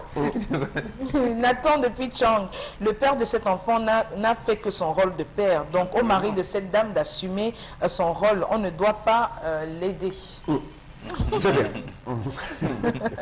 C'est ce que je dis, c'est un Il veut s'aimer le il aime la désordre. facilité. C'est lui qui veut s'aimer le désordre. Autre message, Megui, rapidement. Le père devait faire le calcul de tous les frais et donner en argent afin que les achats soient faits ensemble pour tous les enfants. Oui, en principe, oui, pour garder l'harmonie. Non, non. Absolument. Ils sont 4. Plus ça passe, ça Moi, passe. je pense que tout est fonction du dialogue et de l'entente. Dans ce genre de situation, il faut fixer les bases au départ. Absolument. Il faut C'est fixer vrai. les bases au départ parce que c'est quand même difficile. Ce monsieur-là, le mari de l'épouse, moi je trouve qu'il est un peu de mauvaise foi. Oui. Qu'est-ce qu'il s'est dit avec sa femme au début? S'il a accepté Ils ont accepté l'enfant, mais- s'il a accepté l'enfant, il savait très bien, j'imagine, hein, que le père de l'enfant ne s'est pas débiné de ses Absolument. responsabilités. Maintenant, on peut se dire que bon voilà, parce que l'enfant est encore petit, il a besoin de l'encadrement de sa mère. Ça peut être de commun accord avec le géniteur même de cet enfant-là, que bon, il n'y a pas de problème, que tu restes avec l'enfant, mais sache que je suis là. Pour tout ce qui concerne l'enfant financièrement, il pourra venir avec moi de temps en temps. Je crois qu'il ne faut pas compliquer, la vie. Et si c'est une femme qui fait ça, on va... Voilà, on il ne va faut pas compliquer la vie parce que l'enfant serait resté même avec son père, qu'il pourrait avoir aussi des problèmes avec la femme de son père. Ça existe aussi. Donc, Très bien. il On faut va juste être aller compréhensif dans la et suite. puis, Merci, Megui, de voilà. cette émission. Il y a un téléspectateur tout à l'heure qui évoquait donc la situation des bailleurs. Je voudrais quand même le lancer en appel, hein, au passage comme ça. C'est vrai que l'État a abandonné, comme on l'a dit, mais même si vous avez eu l'opportunité de bâtir un immeuble, soyez quand même un peu humaniste, hein, au lieu de nous exiger les 6 mois, 12 Les un mois, an. les 1 an de loyer, Avec 2 mois de avec caution. les cautions à des On prix est remboursé. exorbitants d'ailleurs pour deux pièces. Caution d'enregistrement, 100 000 francs, caution voilà. d'eau, lumière, câble. Et en plus de ça, Sam, le bailleur vous remet, comment j'appelle, un contrat. Lorsque vous demandez de payer les impôts, vous impute ça également. Voilà, donc Alors que c'est lui qui doit payer on sait que l'État ne fait pas grand-chose pour nous protéger nous tous, mais vous non plus, ça ne vous servira à rien de bâtir un immeuble si vous n'avez pas de locataire. Et puis d'ailleurs, qui a dit que tout le monde doit être propriétaire? Non, même ailleurs, il y a des locataires toujours, même en plein Paris. Donc, soyez quand même un tout petit peu indulgents, hein, comme l'a recommandé Emmanuel Macron hier en direction des propriétaires de France. Voilà, Megui, la suite, c'est les réseaux sociaux avec vous. Merci Sam Séverin. Donc pour ce qui est des réseaux sociaux, on va dire que l'attention des amateurs de football sera cristallisée du côté de Yaoundé ce mercredi 6 septembre, car aujourd'hui, les émissaires de la FIFA et de la CAF sont à Yaoundé pour lever le voile sur les membres du comité de normalisation de la FECAFOOT. C'est depuis donc le mercredi 23 août 2017 que le nouveau bureau du conseil de la FIFA a décidé de nommer un comité de normalisation pour administrer la FECAFOOT pendant 6 mois. Donc ce mandat qui devra normalement expirer au plus tard le 28 février 2018. Voilà, alors on a en image le tandem Infantino-Ahmad, voilà, donc c'est ce fameux tandem qui donne des cieux froides à l'ensemble des Camerounais aujourd'hui. En tout cas, pour ceux qui veulent voir venir la CAN, hein, parce qu'on n'est pas tous là-dedans. On va donc dire que, Charles Amel Bachou, vos informations d'hier sont assez avérées sur le fait que certains anciens joueurs, au rang desquels Samuel Eto'o, ont été consultés en cela. Eto'o serait même arrivé d'ailleurs par un vol spécial du côté de Yaoundé pour tenter de ramener ses amis Infantino, notamment, à la raison pour que finalement on ait cette canne-là. Mais il fallait bien que Bidoum, le cabinet noir de Bidoum, mette sur pied cet autre, puisqu'il ne voulait pas que cela soit visible, et qu'il mette sur pied un comité secret où on allait capter ceux qui ont la reconnaissance internationale, comme ceux des Camerounais qui ont cette reconnaissance internationale, pour dire, bon, oui, il ne faut pas qu'on nous voie, mais vous pensez que ça peut être qui? Vous pensez qu'on peut jouer? Et aujourd'hui, parler de Joseph-Antoine Bell, je pense que pendant longtemps, Joseph-Antoine Bell a milité ses positions, il n'a jamais eu l'assentiment de presque tout le monde. Aujourd'hui, que ce soit lui qu'on vient placer là à la tête, j'ai comme l'impression véritablement que ceux qui ont porté le choix ou qui sont en train de porter le choix sur Joseph-Antoine Bell comme futur président du comité de normalisation sont en train de vouloir mettre le Cameroun dans une autre impasse Parce que là encore, notre clan vont sortir là à l'immédiat et ça va donner une autre bataille qui risque de nous éloigner. Rassurez-vous, il y a bien d'autres noms, au rang desquels Patrick Bomandem qui est cité. Il y a aussi Bobo Pengan, Gilbert Kadji. Gilbert Kadji, par exemple. Bon, on évoque peut-être Maurice Kamto aussi. Je ne sais pas trop si on a besoin encore d'un agrégé de droit. On proposait Cabral Libi aussi. Non, alors sérieusement, moi j'ai dit cette élimination des Lions pour la Coupe du Monde de Russie.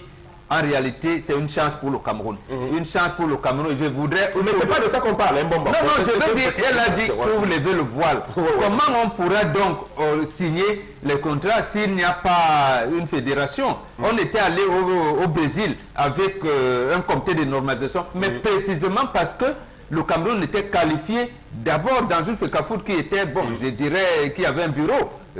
Aujourd'hui, il n'en a pas. Nous n'avons pas de bureau. Donc, c'est une priorité de mettre rapidement en place un bureau à la FECAFOOT. Absolument, de mettre en priorité, je veux dire un bureau à la FECAFOOT, mais davantage, moi je pense sur Bel Joseph-Antoine Sam. Précisément, est-ce qu'on veut que le football du Cameroun reprenne? Est-ce qu'on le veut bien? Si on le veut, moi je pense que les autorités qui ont la charge de proposer à ce comité, à cette, je veux dire à cette délégation de la FIFA, à la CAF, des noms, devraient donc mettre le nom comment je veux dire, de ceux qui ont quelque chose à proposer.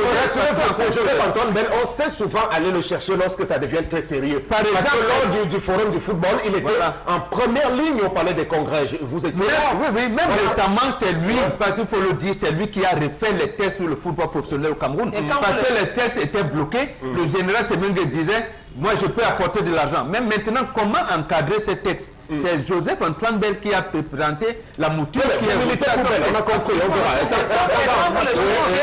Et quand vous partez le chercher comme ça, s'il parle, il faut obéir parce qu'on vous connaît sur le Cameroun.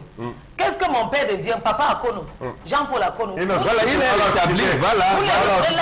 Voilà un bon nom. Vous lui avez donné l'ABC. Donc, quand vous appelez Joseph-Antoine Bell comme ça, il faut lui donner le respect. Parce qu'on vous connaît sur le Cameroun. Quand il va dire A, vous allez dire B. Papa. Comment t'appelles? Si on te donne... Quand il veut dire, papa, on m'a dit que faire la tarapou, je vais faire. Quand vous même faites la tarapou, on ne vous fait rien. Quand vous l'appelez comme ça, écoutez. Marchez selon ses... En tout cas, le choix n'est pas encore fait tendance. Pour l'instant, on est dans mais on l'a sollicité. Même si on l'a sollicité, on l'a écouté. Mais moi, je suis un peu circonspect pour le cas de Jean-Paul Akono. Vous avez donné le cas de ça, Jean-Paul Akono. Non, dans les textes. Parce que j'ai suivi Jean-Paul Akono lorsqu'on a créé cette affaire du comité. Oui, ça, mais précisément parce que contre. Parce que les agrégés nous ont amenés dans un chemin qui n'est pas le... Aujourd'hui, si vous avez vu comment je vais dire ça, le cahier des charges en entier, il s'agit de mettre en place les tests qui organisent le foot, c'est-à-dire sur le plan technique, sur le plan médical. Parce que le docteur Ngalem Godjo, par exemple, qui a fait des propositions qui ne sont pas suffisamment intégrées. Donc, et Joseph-Antoine Bell qui s'y connaît, donc, c'est des gens, et Jean-Paul Akono qui s'y connaît dans ce truc. Maintenant, parce que s'il fait une proposition, on prend un peu. On vous dira, Akono était là, docteur Ngalem Godjo était là, Bell était là, mais on ne prend que le 10%. On va quand même essayer de recentrer le débat parce que le comité de normalisation, quel est son rôle? On dit qu'ils doivent refaire les textes pour permettre l'organisation d'une nouvelle élection, pour qu'on ait des dirigeants légitimes et reconnus par tous. Donc, forcément, les profils qui sont envisagés, je ne sais pas si ça vous convient.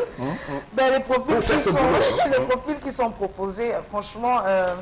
Quand on sait comment ça se passe dans notre pays, quand même, on peut se poser des questions.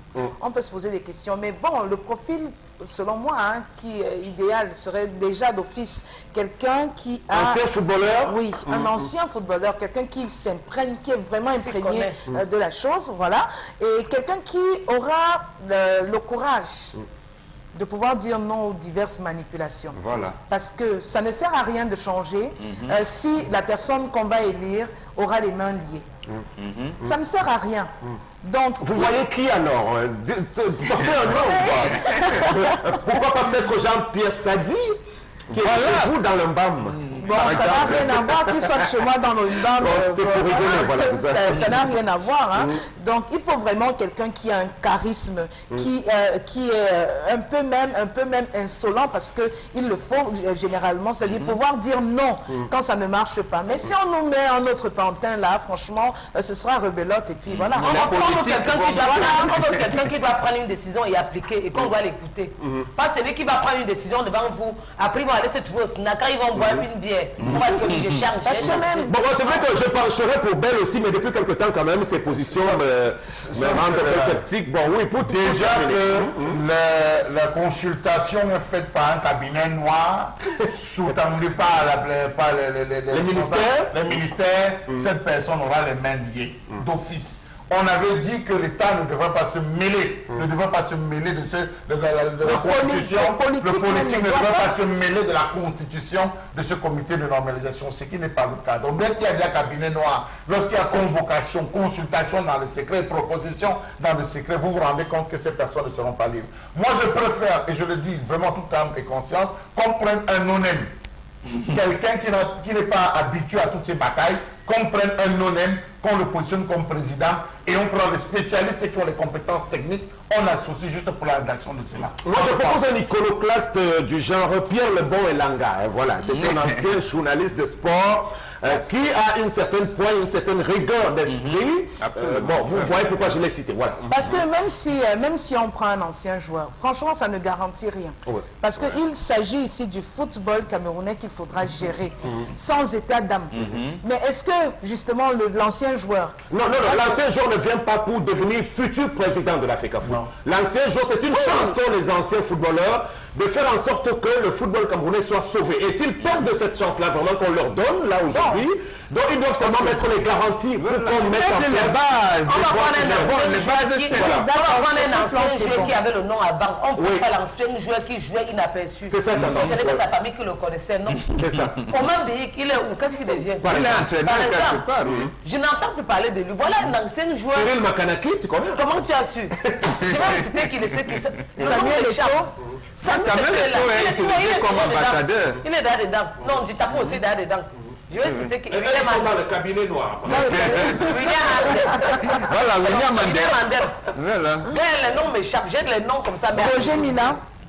Roger, le Camerounais manque le respect à Roger Mila alors qu'en principe, en temps normal, c'est quelqu'un qu'on devait respecter. Quand Roger Mila parle, ces zones ne se discutent pas. C'est parce qu'il se mêle aussi un peu trop de ses... Tu as vu la dernière fois comme le bébé disait que tu avais manqué le respect à Roger Mila. J'ai dit que tu méritais deux gifles. On va donc attendre impatiemment dans les toutes prochaines heures la composition des membres de ce comité de normalisation, 2, puisqu'il y en a eu un à l'époque, donc dirigé par Joseph Orona, James Mwange Kobila, Adolphe Minkwache et autres Prince Ngassa Api, Michel Kaham, qui ont presque tous échoué. On est obligé de repartir à zéro aujourd'hui. Et on rappellera que ce comité a pour mission, entre autres, de gérer les affaires courantes. Donc, ils vont gérer un peu d'argent aussi, avoir quelques frais de mission de temps en temps à l'étranger. Voilà, pendant 6 mois, donc ça fait beaucoup de choses aussi. Bon, alors, la FIFA est arrivée avec la CAF, avec non plus Constant Omari comme président de cette délégation, mais plutôt un Mauricien, puisque Constant Omari, le vice-président de la CAF, a eu un malheur au dernier moment. Donc la suite, ce sera demain, on en reparlera. Meggy. Voilà, donc la deuxième information, c'est tout simplement une vidéo qui se passe, en fait, une scène qui se passe dans nos marchés. On a 2 mamans, 2 grands-mères qui se livrent à un pugilat et tout. Et on sait quand même que chez nous, en Afrique, les personnes d'un certain âge inspirent le respect, inspirent l'expérience, la sagesse. Mais voir 2 grands-mères se battre en plein marché, on se pose quand même des questions. Mais alors, les mentalités dans le 237 au Cameroun, qu'est-ce qui se passe? Pourquoi cette chute des valeurs? On se demande. Regardez.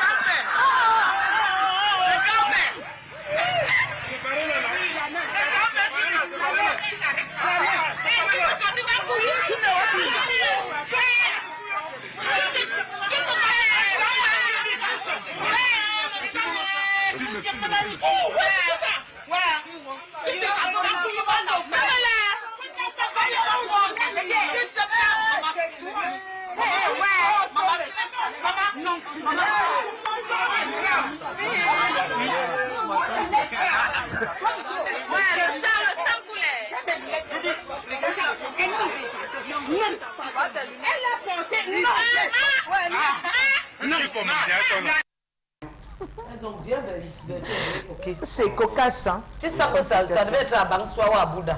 Tel que j'entends, on dit même comme ça, mais c'est pas bon à rire. Qu'est-ce que nos mamans nous montrent comme ça? Oh, dis donc. La bagarre nous donne quoi? Rien. Les mamans ne doivent même pas bagarrer. Pourquoi on doit bagarrer? La vie est tellement courte que tu fais comme ça à quelqu'un. La personne tombe, elle meurt, on te dit que tu as tué. Tu vas en prison pour rien. Même s'il y a n'importe quoi, est-ce que les mamans doivent bagarrer dans les marchés? C'est une belle interrogation tendance qui vient dans la suite d'une chanson réalisée à l'époque par Prince Yango qui se demandait pourquoi tant de jalousie, pourquoi tant de reines. Qu'est-ce qu'elles peuvent bien avoir à se disputer les deux moments? Tu as vu deux plateaux de bébé coquille, non? Les deux plateaux de bébé coquille là. Je suis sûr que parmi elles, il y a une qui a dit que tu as arraché mon client, tel que je vois. Voilà tous les bébés coquilles que vous avez versés. C'est la banane ou c'est le bébé coquille? C'est la patate. Même si c'est la patate, c'est la banane, je mélange tout ça. Il est hors de question. Si c'est moi le chef du village, je vous sanctionne. C'est pas l'image que vous allez donner, montrer à vos enfants. Alors, c'est probablement dans un marché, alors. Oui, qu'est-ce que ça traduit selon vous? Non, ce n'est rien d'autre que ce que dénonçait le père Hebga des phénomènes paranormaux. Vous voyez une vieille dame qui vend ses beignets, qui vend ses condiments verts, ainsi de suite. Il a quelque chose en bas qui dit camphomie. Par exemple, c'est-à-dire qu'il y a une petite sorcellerie qui se passe entre les deux, des gris-gris, comme on dit. En réalité, c'est ça qui amène à ce genre de phénomène. Parce que dans le cadre normal, comme disait Megui tout à l'heure, elle devrait inspirer le respect, elle devrait inspirer certaines considérations. Mais lorsqu'elle en arrive là, sur le plan logique, normalement vous ne pouvez pas. C'est des petites batailles de sorcellerie, des gens qui voyagent la nuit, et ainsi de suite. Et c'est ça qui se traduit le jour comme ça. Voilà, donc vous voyez la chose sur ce plan-là. Oui, c'est malheureux, malheureusement. Oui, Charles Amel. Alors moi je pense, Séverin, qu'on ne devrait même pas commenter ce type d'acte parce que ça n'honore pas l'Afrique, ça n'honore pas nos valeurs africaines, et surtout, encore, je dirais, c'est la globalisation, encore, parce qu'à une certaine époque, les vieilles mamans ne se retrouvaient pas, elles étaient encadrées par leurs jeunes filles, les beaux-fils, elles étaient encadrées à la maison, elles ne sortaient pas. D'où vient-il que vous allez voir un chauffeur de taxi avec des lunettes, que je taxerais peut-être de loup, être derrière un volant, sortir, courir derrière un passager qui n'a pas pu payer, un papa parfois de 70, 75 ans qui ne penserait pas prendre sa retraite, discuter avec lui, il va vous dire qu'il a des enfants, mais les femmes de ses enfants l'ont récupéré, soit les maris de ses filles l'empêchent de s'occuper de lui, il est obligé d'être dehors. Donc je pense qu'on doit revenir à ces valeurs où les hommes d'un certain âge doivent être contenus à la maison, on doit les garder et les nourrir et s'occuper de leur rente, ce qu'ils nous ont donné lorsqu'on était plus jeunes. Voir si maman a un certain âge, parfois sous la pluie, c'est pour nourrir encore qui? C'est même pas de 75 ans qui est poussé à doigt là. Qui pousse qu'il a encore quelle forme? Justement, c'est pour oui, mais est-ce qu'on ne peut pas mettre ça sous le coup général des frustrations et des colères aujourd'hui? Au-delà de l'âge des deux protagonistes, on pourra dire que de plus en plus les gens sont à fleur de peau aujourd'hui. Tout à fait, les gens sont très susceptibles et ça c'est la cause, c'est par rapport au climat social. Hein. Ce qui se passe, les difficultés de la vie qui sont infligées à tout le monde. Et ça illustre ici à foison même l'atmosphère qui règne dans nos espaces marchands. C'est-à-dire qu'il faut pouvoir se rendre dans des marchés où vous avez des commerçants qui exercent la même... qui vendent le même produit pour voir comment ça se passe. Il y a de l'animosité qui plante dans l'air. C'est-à-dire depuis... Le langage est violent. Oui, le langage est violent. Vous allez du côté de Senghel. Moi, j'ai vu souvent des scènes là-bas qui m'ont refroidi. Parfois, j'ai failli faire demi-tour parce que tu ne sais pas vers qui aller finalement. Tu as même peur. Vous voyez des dames qui vendent du poisson frais. Mais je vous assure que c'est de l'animosité pure. Elle ne s'en cache pas. Vous descendez, vous arrivez là-bas, il y a une qui vient vers vous, l'autre qui vient vous prendre le bras, qui vous dit ne pars pas là-bas, son poisson, c'est n'importe quoi. L'autre, et ce n'est pas de la blague. Ce n'est pas de la blague parce qu'après, elle s'engueule sérieusement et vous êtes gêné, vous vous dites, mais finalement, comment est-ce que je fais, je vais vers qui, je vais... Voilà, donc franchement, le climat social n'est pas bon. Ça devrait, on peut prendre ça de façon anodine, hein, mais c'est très grave. Ça devrait tirer une sonnette d'alarme quand même, qu'il y a un mal profond. Le climat social dû à toutes ces choses auxquelles nous avons face jusqu'au jour d'aujourd'hui, quand vous traversez des zones comme Douala 3e par exemple, avec la promiscuité qui y règne, vous ne pouvez pas circuler en plein Dokoti par exemple. Bon, vous voyez, au-delà, on ne va pas toujours parler des problèmes de circulation routière, mais quand même aussi cette paupérisation accrue où les gens se battent, se bagarrent simplement pour avoir ne serait-ce que le minimum vital par jour. Oui, Sam. Le dernier voyage du professeur Achille Mbembe au Cameroun, je pense, remonte en 1993. Il a accordé une interview où il terminait en disant, à notre époque, les jeunes se battaient pour avoir une place au soleil. Aujourd'hui, je constate que mes compatriotes camerounais se battent pour ne pas mourir. Ce sont des forçats contre la mort. Donc en réalité, voilà la situation où on se trouve. Lorsque vous dites, en fait, vous ne vivez plus, mais vous battez pour ne pas mourir la seconde qui suit. Ça donne donc cette ambiance dont nous décrions tous ici. Donc on ne sait pas, on est sorti le matin, est-ce que les enfants vont manger le soir? Est-ce qu'on va même rentrer? Est-ce que la moto ne va pas vous renverser? Est-ce que bon, c'est tout ça. Et quand même vous devez rentrer chez vous le soir, vous pouvez passer 2 à 3 heures de temps dans un bouchon parce que vous ne savez pas quelle voie emprunter. Ce sont des choses que nous vivons tous les jours. Et en plus, on vous dit peut-être que tel temps est décédé, vous avez un deuil à gérer alors que déjà vous n'arrivez pas à manger, le bailleur est là, ainsi de suite, ainsi de suite. Oui, tendance. C'est quand la nuit tombe que le jour s'élève en Dokoti Sam. Je suis en Dokoti, alors c'est le terminator. Si vous avez la voiture garée, vous prenez le Bénin. Sam Sévérin, Douala est une ville en cage. Et ça fait 10 ans que je me bats à dire qu'on devrait repenser une nouvelle ville. Les différents projets d'extension de la ville de Douala ont échoué lamentablement. Depuis le plan d'Orient jusqu'au plan du schéma directeur, tout cela a déjà échoué. Vous avez la qualité de l'air qui est même répandue, qui provoque le stress sans que vous vous rendez compte. L'air est pollué, de la ville est polluée. L'extrême promiscuité dans laquelle les gens vivent à Douala, une forte promiscuité. Descendez à Bonaberi, allez à Bonamoussa, les quartiers comme Bali, Bonanjo, Bonapriso, leurs pommes ont essayé d'échapper. Même Bonamoussa dit est déjà rattrapé par la promiscuité. Vous avez le dernier point des embouteillages, Sam Sévérin. Les embouteillages, la pression même professionnelle, les pressions professionnelles qui font en sorte que vous vous battez, vous concentrez 8 heures de votre temps pour donner un effort au niveau de votre lieu de service. Vous sortez, vous avez des difficultés à pouvoir rallier un point A à un point B. Vous arrivez, c'est un voisin qui choisit de vous polluer avec les bruits sonores, les nuisances sonores. Ça, je vous assure, voilà tout ce qui fait de Douala une ville en cage.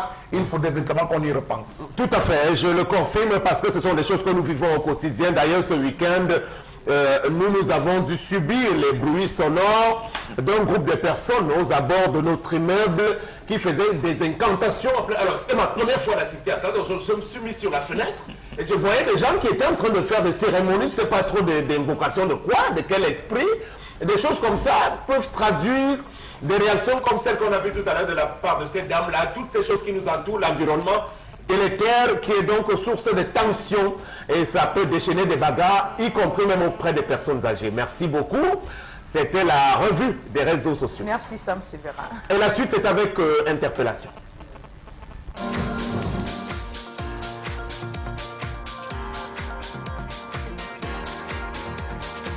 Il faut qu'on prenne le mérite, que si on doit nommer quelqu'un ministre, qui mérite vraiment ça. On ne doit pas prendre quelqu'un qui allait fréquenter en politique, venir lui mettre à la santé. Ça ne peut pas donner. Il connaît quoi de la santé? Alors qu'il y a les docteurs à la Kentini, qu'on peut lui mettre un ministre de la santé qui peut résoudre le problème de la santé. On prend quelqu'un qui est peut-être en économie, on vient lui mettre dans l'agriculture. Il connaît quoi au champ? Il connaît quoi? Il ne connaît rien. Il faut aller prendre les enfants qui sortent des champs là-bas, qui sortent des champs là-bas, on vient les mettre ici. À quoi ça sert de former les jeunes si on ne peut pas leur donner l'emploi, si on ne peut pas leur donner la possibilité de se développer, si on ne peut pas donner la possibilité à eux d'élever ce pays? On s'en fout d'eux. Tout n'importe qui veut seulement voler sa part, mettre dans sa poche. Quand vous, les ministres, vous volez l'argent, vous ne nous faites pas seulement du mal, mais vous faites mal à vos enfants, à vos aïeux. Même votre millième génération va souffrir du vol que vous avez fait. Parce que tant que le pays serait dans le faux, même eux, ils ne profiteront pas. Il faut, je dis seulement à tous les Camerounais, la guerre n'est pas la solution, mais le dialogue et l'entraide et le soutien, c'est ça qu'on veut dans ce pays. Que si le président veut partir, qui ne met pas notre pays dans la guerre, qui nous donne la paix. Il a pris ce pays dans la paix, qu'il laisse ce pays dans la paix. On ne veut pas les partis politiques qui on les voit seulement pendant le temps des élections. Il n'y a que les périodes des élections qu'on les voit. Voilà, les Camerounais souffrent un peu de partout. Dans les pays développés, c'est les opposants qui soutiennent les faibles. On sait qu'on n'a personne.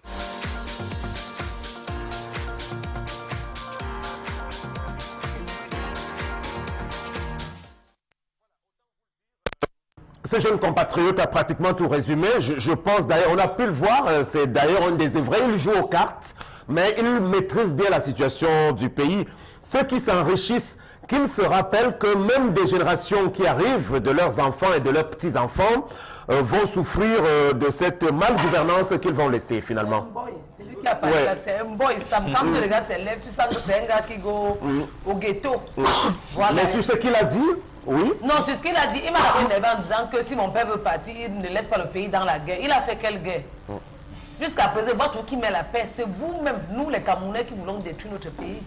Non, nous faisons la paix. Lui, il avait dit que le pays, c'est un pays indivisible. On ne va pas diviser le Cameroun. Les cartes que tu joues là, mon cher frère citoyen camerounais, je dis parce que je suis ta soeur. Au lieu de rester jouer aux cartes, c'est mieux d'aller même faire le porter.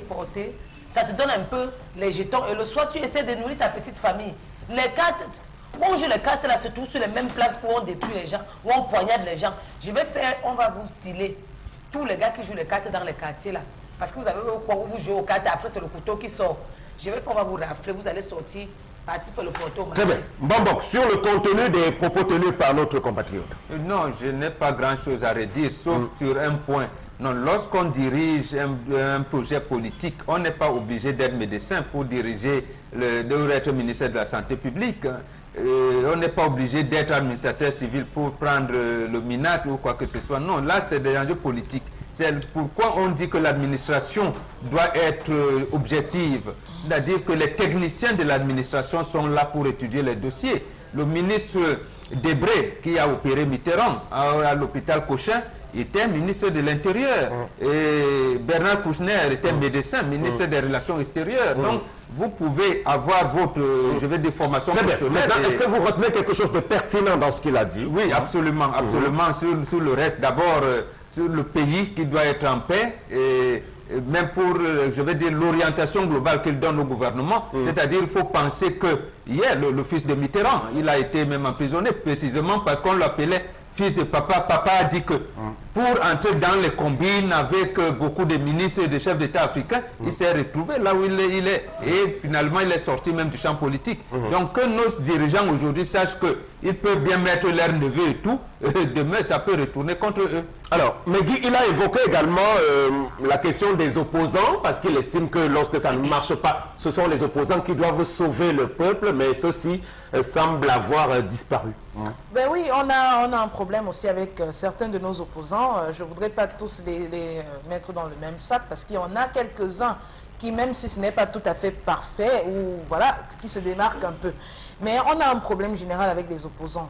C'est que, en fait, on les trouve inertes par rapport à certaines grandes questions qui concernent le pays. On a, par exemple, une grande crise du côté du sud-ouest et du nord-ouest. Moi, franchement, je ne les sens pas trop s'impliquer dans l'apaisement des choses. Je ne les sens pas trop. Il y a quelques sorties timides des uns et des autres, mais ils doivent s'impliquer de façon très très visible, très très bruyante même, pour pouvoir apaiser les choses. Parce que... Mais ce n'est pas eux qui ont la solution en main. Hein. Donc, non, ce n'est pas eux qui ont la solution. Ils devraient proposer ça. Non, ce n'est pas eux qui ont la solution en main. Ils doivent proposer, ils doivent s'impliquer parce qu'ils aspirent à gérer ce pays. Mais Maurice Kamto du MRC et quelques autres ont fait des propositions qui n'ont pas été prises en compte aussi. Hein. Donc je pense que vous connaissez bien la nature du régime en place. Mais il faut déjà...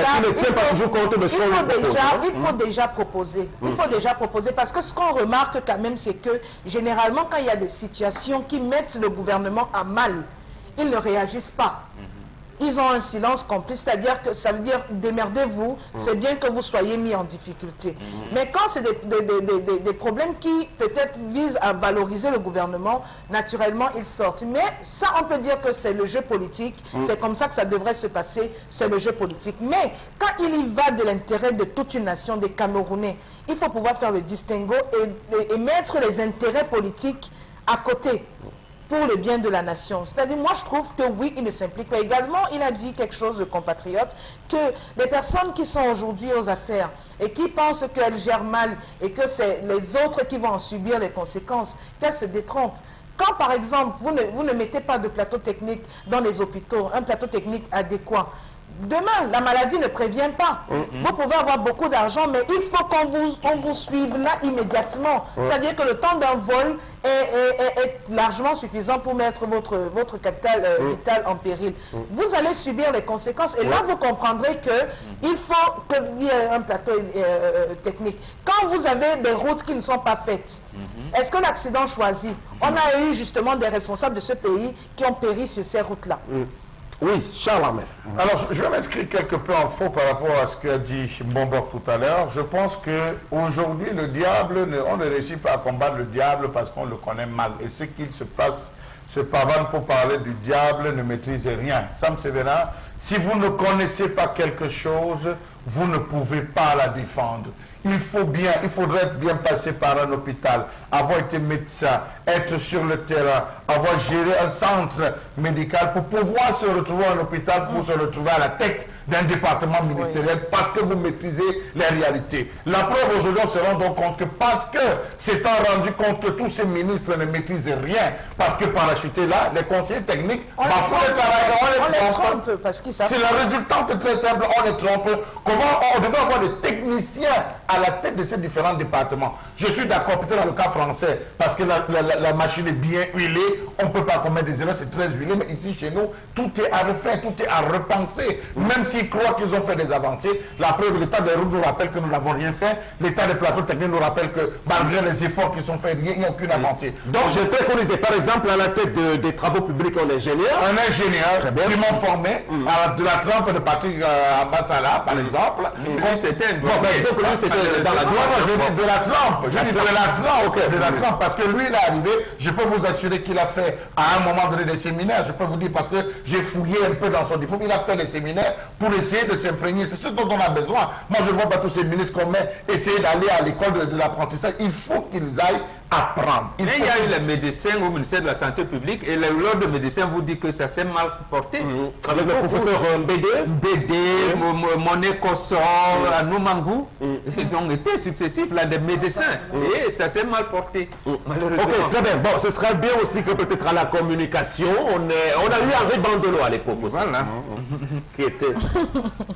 voilà. C'est Anoumangou qu'on avait dit qu'il a trouvé le remède d'ici d'Anombombo. Oui, Anoumangou. Après, on a encore dit qu'il est mort. Oui, il est mort. Il est mort. Je n'ai même pas vu où on l'a enterré. Très bien, merci beaucoup. Donc, c'était interpellation qui évoquait donc ces questions liées aux choses qui ont été choisies par notre compatriote. On va prendre la suite avec Vergé-Turoff.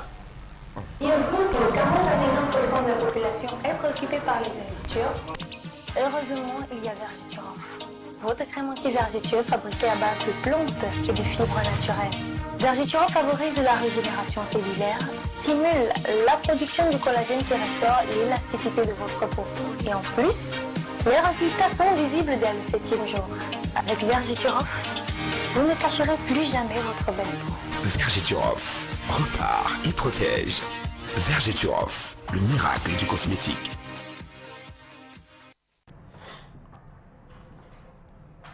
Voilà, bienvenue à vous, Madame Mariette. Bonjour ce matin. Bonjour Sam, bonjour à Tendance, bonjour à Megui. Quelle est la nouvelle ce matin? Alors, toujours avec Madame Vergé-Turoff, il y a toujours de bonnes nouvelles. Vous qui me regardez en ce moment, vous qui avez longtemps souffert des vergetures, vous qui souffrez des vergetures, vous qui avez sans cesse acheté des crèmes sans résultat, vous qui avez du mal à vous faire plaisir en allant à la plage, vous qui avez du mal à porter des démembrés, vous qui vous posez des questions sans cesse en ces thèmes, est-ce qu'on élimine vraiment les vergetures? Est-ce qu'il y a des crèmes qui éliminent les vergetures? Eh bien, je peux vous répondre sans hésitation ce matin que oui, grâce à Vergeturof, c'est la solution à vos problèmes. Grâce à Vergeturof, terminez vos angoisses et vos soucis. Et c'est quoi donc encore Vergeturof? Alors, Vergeturof, c'est simplement cette crème miracle faite à base de plantes et de fibres naturelles qui élimine efficacement les vergetures sur l'ensemble du corps. En plus d'éliminer les vergetures, elle stimule la production du collagène qui restaure l'élasticité de la peau. Elle favorise la régénération cellulaire et elle hydrate en profondeur. Et vous nous rappellerez rapidement, madame, le mode d'utilisation. Aussi simple. Pour utiliser Vergeturof, il suffit simplement de nettoyer la zone à traiter, prélever à l'aide d'une spatule une quantité généreuse de produit que vous appliquez sur les traits de vergeture, frottez par des mouvements circulaires pendant 2 à 3 minutes jusqu'à obtention d'une chaleur, preuve que le produit a effectivement pénétré. Par ailleurs, évitez de l'associer aux produits éclaircissants. Voilà, donc quelles sont les recommandations donc, avant et pendant l'utilisation? Alors, quelques recommandations avant et pendant l'utilisation. Avant de commencer l'utilisation de Vergeturof, prenez la peine de filmer avant et après. Avant d'utiliser Vergeturof, rassurez-vous que vous avez mis de côté des produits éclaircissants. Voilà juste quelques recommandations. Et on rappelle des différents points de vente à travers le pays. Alors, Vergeturof étant tellement sollicité, je ne vais pas citer tous les points de vente aujourd'hui. On trouve Vergeturof dans tous les points Santa Lucia de Yaoundé et Maïma. On trouve Vergeturof dans le supermarché Yat du côté de Bafoussam, dans la parfumerie Fotou du côté de Tchan, dans la parfumerie Queen Moda du côté de Boya, à Maroua, à Ngaoundéré, à Bertois, à Ibolova, à Samelima, partout dans le territoire camerounais. Et pour ceux et celles qui souhaiteraient commercialiser les produits, quelles sont les conditions à remplir? Alors, vous qui souhaitez acheter pour votre utilisation propre, ou alors vous qui souhaitez commercialiser les produits Vergeturof, il vous suffit simplement d'appeler le 694 88 84 57, 694 88 84 57, ou alors le 680 00 28 28, 680 00 28 28, ou allez simplement sur le site www.vergeturof.com. Je peux appliquer combien de fois par jour, hein? Vous allez appliquer 2 à 3 fois par jour après un nettoyage parfait tendance. Voilà. J'espère que les femmes ont saisi que de m'appeler. Ouh, tendance, est-ce que ça donne? Ça donne. Ce n'est pas que sur le quartier. J'ai deviné le Vergeturof, c'est la meilleure. Il n'y a pas deux. C'est la crème miracle tendance. Voilà. Merci beaucoup. À la prochaine. Merci, Sam. Saviez-vous que 40 à 50% de la population est préoccupée par les vergetures? Heureusement, il y a Vergeturof. Votre crème anti-vergeture fabriquée à base de plantes et de fibres naturelles. Vergeturof favorise la régénération cellulaire, stimule la production du collagène qui restaure l'élasticité de votre peau. Et en plus, les résultats sont visibles dès le 7e jour. Avec Vergeturof, vous ne cacherez plus jamais votre belle peau. Vergeturof, repart et protège. Vergeturof, le miracle du cosmétique. Voilà, le miracle du cosmétique. Maintenant, on va aller prendre la dernière ligne droite de ce programme avec quelques messages à nouveau. Voilà, depuis donc notre page Facebook 10-12 de Zénith, on a Sandrine Dash Carter qui nous dit j'interviens au sujet du mari de la dame qui n'accepte pas les fournitures scolaires. À mon avis, ce monsieur n'aime pas sa femme et encore moins l'enfant de cette dame, car il devrait être fier que le papa de l'enfant s'en occupe, ce qui diminue les charges supplémentaires. Le mari de la dame est celui qui crée des divisions au sein de sa famille. Monsieur le mari, tu ne vas pas empêcher un homme de prendre soin de son enfant ou alors obliger à prendre soin des tiens, car je ne crois pas que lorsque cet enfant vivait chez son père, tu lui avais déjà envoyé un sous-vêtement.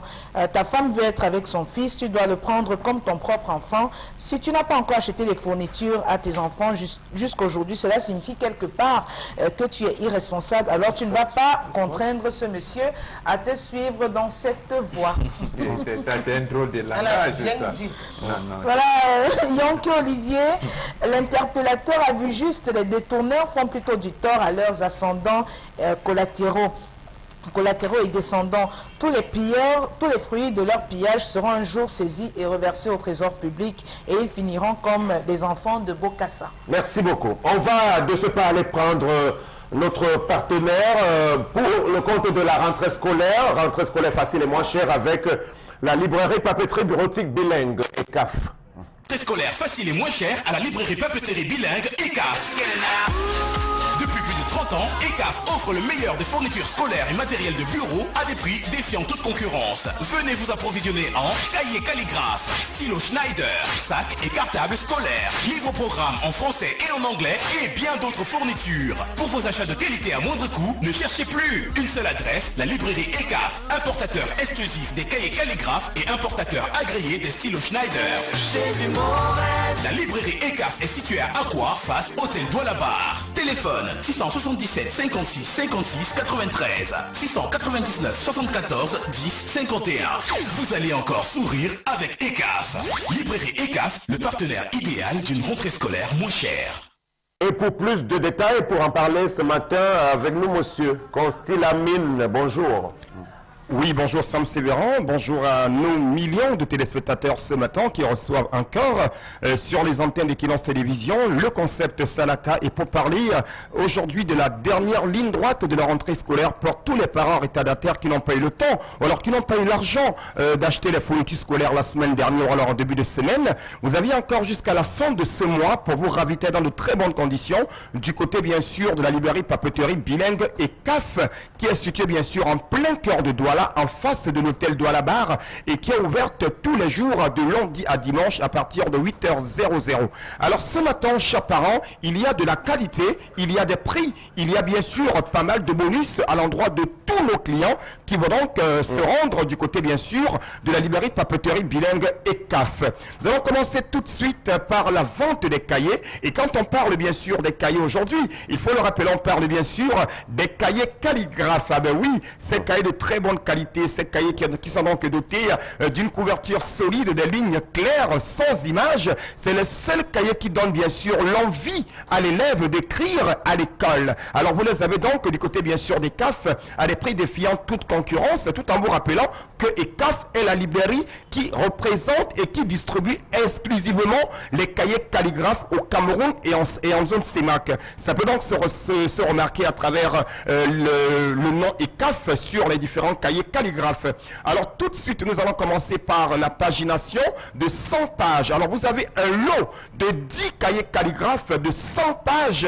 Vous avez donc un lot de 10 cahiers calligraphes de 100 pages à 1800 francs, ce qui revient à moindre coût. Votre lot de 10 cahiers calligraphes à 1800 francs, c'est pratiquement moins de 200 francs le cahier calligraphe. Est-ce que les enfants doivent rester sans avoir les cahiers? Est-ce que les enfants doivent encore écrire sur les feuilles de banane? Alors c'est terminé. Chacun devrait avoir des cahiers calligraphes de qualité vendus du côté bien sûr de la librairie papeterie bilingue et CAF à 1800 francs pour un lot bien sûr de 10 cahiers calligraphes de 100 pages.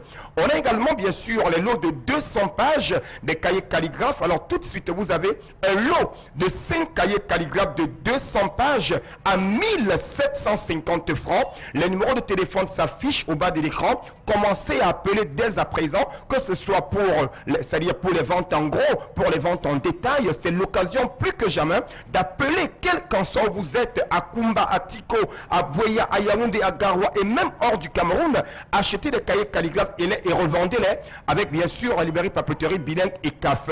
On a également bien entendu un lot de 5 cahiers calligraphes de 300 pages, vous les avez à 2750 francs. Je dis bien 300 pages. Un lot de 5 cahiers calligraphes, vous les avez à 2750 francs, alors que vous retrouverez d'autres cahiers de 300 pages vendus à plus de 3500 francs, voire même 4000, un lot de 5 cahiers, alors que nous, à ECAF, nous vous donnons, bien entendu, 5 cahiers calligraphes à 2750 francs seulement. Alors tout de suite, pour ceux qui veulent écrire plusieurs cours dans un même cahier, c'est-à-dire on peut retrouver la géographie dans le même cahier, l'histoire dans le même cahier, il suffit tout simplement de diviser votre cahier au milieu, et vous mettez un côté pour la géographie, un côté pour l'histoire. C'est avec les cahiers calligraphes de 400 pages. Ah ben oui, je dis bien 400 pages, ce n'est pas 6000, ce n'est pas 10 000 pour un lot de 5 cahiers, c'est pratiquement 4 000 francs, ce qui revient à moins de 1 000 francs le cahier calligraphe. Je dis bien à moins de 1 000 francs, un lot de 5 cahiers calligraphes de 400 pages. Vous les avez bien sûr à 4 000 francs du côté bien sûr des CAF. Après avoir acheté les cahiers, on a besoin bien sûr, Sam, c'est vrai, si vous voulez. Oui, on a 2 minutes pour conclure. On a besoin bien sûr, c'est-à-dire d'utiliser les stylos. Alors quoi de plus normal que d'utiliser les meilleurs stylos, les stylos Schneider. Vous les avez donc du côté donc des CAF, un paquet de 50 stylos Schneider, ça ne coûte pas 10 000, ça ne coûte pas 11 000, à combien? Moins de 5 000 francs, notamment 4 500 francs, un paquet de 50 stylos Schneider du côté bien sûr de la librairie papeterie bilingue et CAF. On a besoin sans doute de sécuriser ces livres, de sécuriser bien sûr ces cahiers, ces crayons. Qu'est-ce qu'il faudrait utiliser? Des sacs et pas n'importe lesquels. Vous avez donc d'un côté les petits sacs à partir de 2500 francs. Offrez-vous des sacs de qualité supérieure pour nos amis de la maternelle, pour nos amis du primaire. Vous les avez à 2500 francs. On a également les grands sacs à partir de 5000 du côté bien sûr des CAF. Alors chers parents, vous recherchez des livres au programme, les cahiers calligraphes, les stylos, les ardoises, les gourdes. Une seule adresse, rendez-vous du côté des CAF. C'est la vente en gros et en détail. On peut acheter chez nous et revendre ailleurs. Donc c'est l'occasion d'interpeller tous ceux qui nous regardent en ce moment, de courir sans hésiter du côté bien sûr des CAF. Et nous allons sortir rapidement Sam Sevra avec le Salaka du jour. Alors tous ceux qui vont faire des achats d'un montant supérieur ou égal à 50 000 repartiront avec ce volumineux dictionnaire. Ah ben je dis bien, et bien sûr des stylos Schneider. Quand vous achetez entre 50 et plus, vous repartez avec bien entendu un magnifique dictionnaire français. Et surtout n'oubliez pas également que CAF vous permet, chers parents, c'est une librairie entièrement bilingue, section francophone et anglophone pour eux de ce côté-là. Et je vais sortir rapidement tout en remerciant la nouvelle partenaire du concept Salaka, la Villa Désirée du côté donc de Bonabéry, qui a choisi le concept Salaka. On a terminé, on a compris pour le cas de la librairie CAF. Voilà. Stylo Schneider. J'ai vu mon rêve. La librairie rentrée scolaire facile et moins chère à la librairie papeterie bilingue ECAF. Depuis plus de 30 ans, ECAF offre le meilleur des fournitures scolaires et matériel de bureau à des prix défiant toute concurrence. Venez vous approvisionner en cahiers calligraphes, stylo Schneider, sacs et cartables scolaires, livres-programmes en français et en anglais et bien d'autres fournitures. Pour vos achats de qualité à moindre coût, ne cherchez plus. Une seule adresse, la librairie ECAF, importateur exclusif des cahiers calligraphes et importateur agréé des stylos Schneider. J'ai vu mon rêve. La librairie ECAF est située à Aquar, face Hôtel Douala-Bar. Téléphone 677 56 56 93 699 74 10 51. Vous allez encore sourire avec ECAF. Librairie ECAF, le partenaire idéal d'une rentrée scolaire moins chère.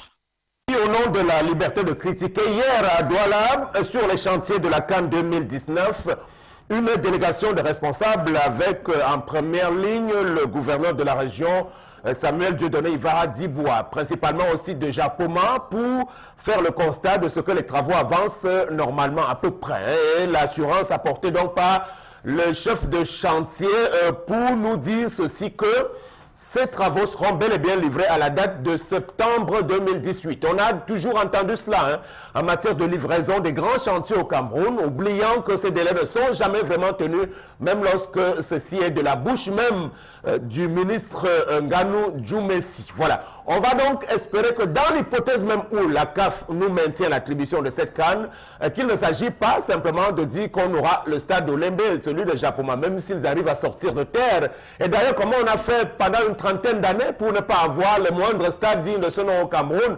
On attend toujours le dernier moment pour courir.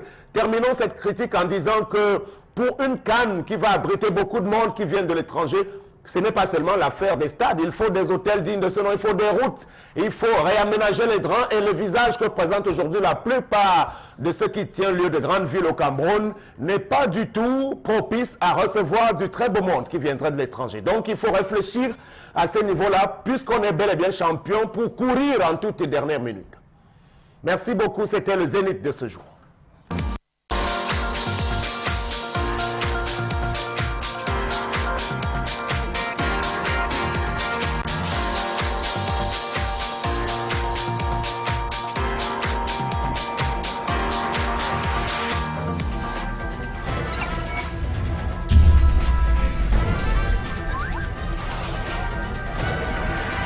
Equinox Télévision, au-delà de l'image, nous rendons compte.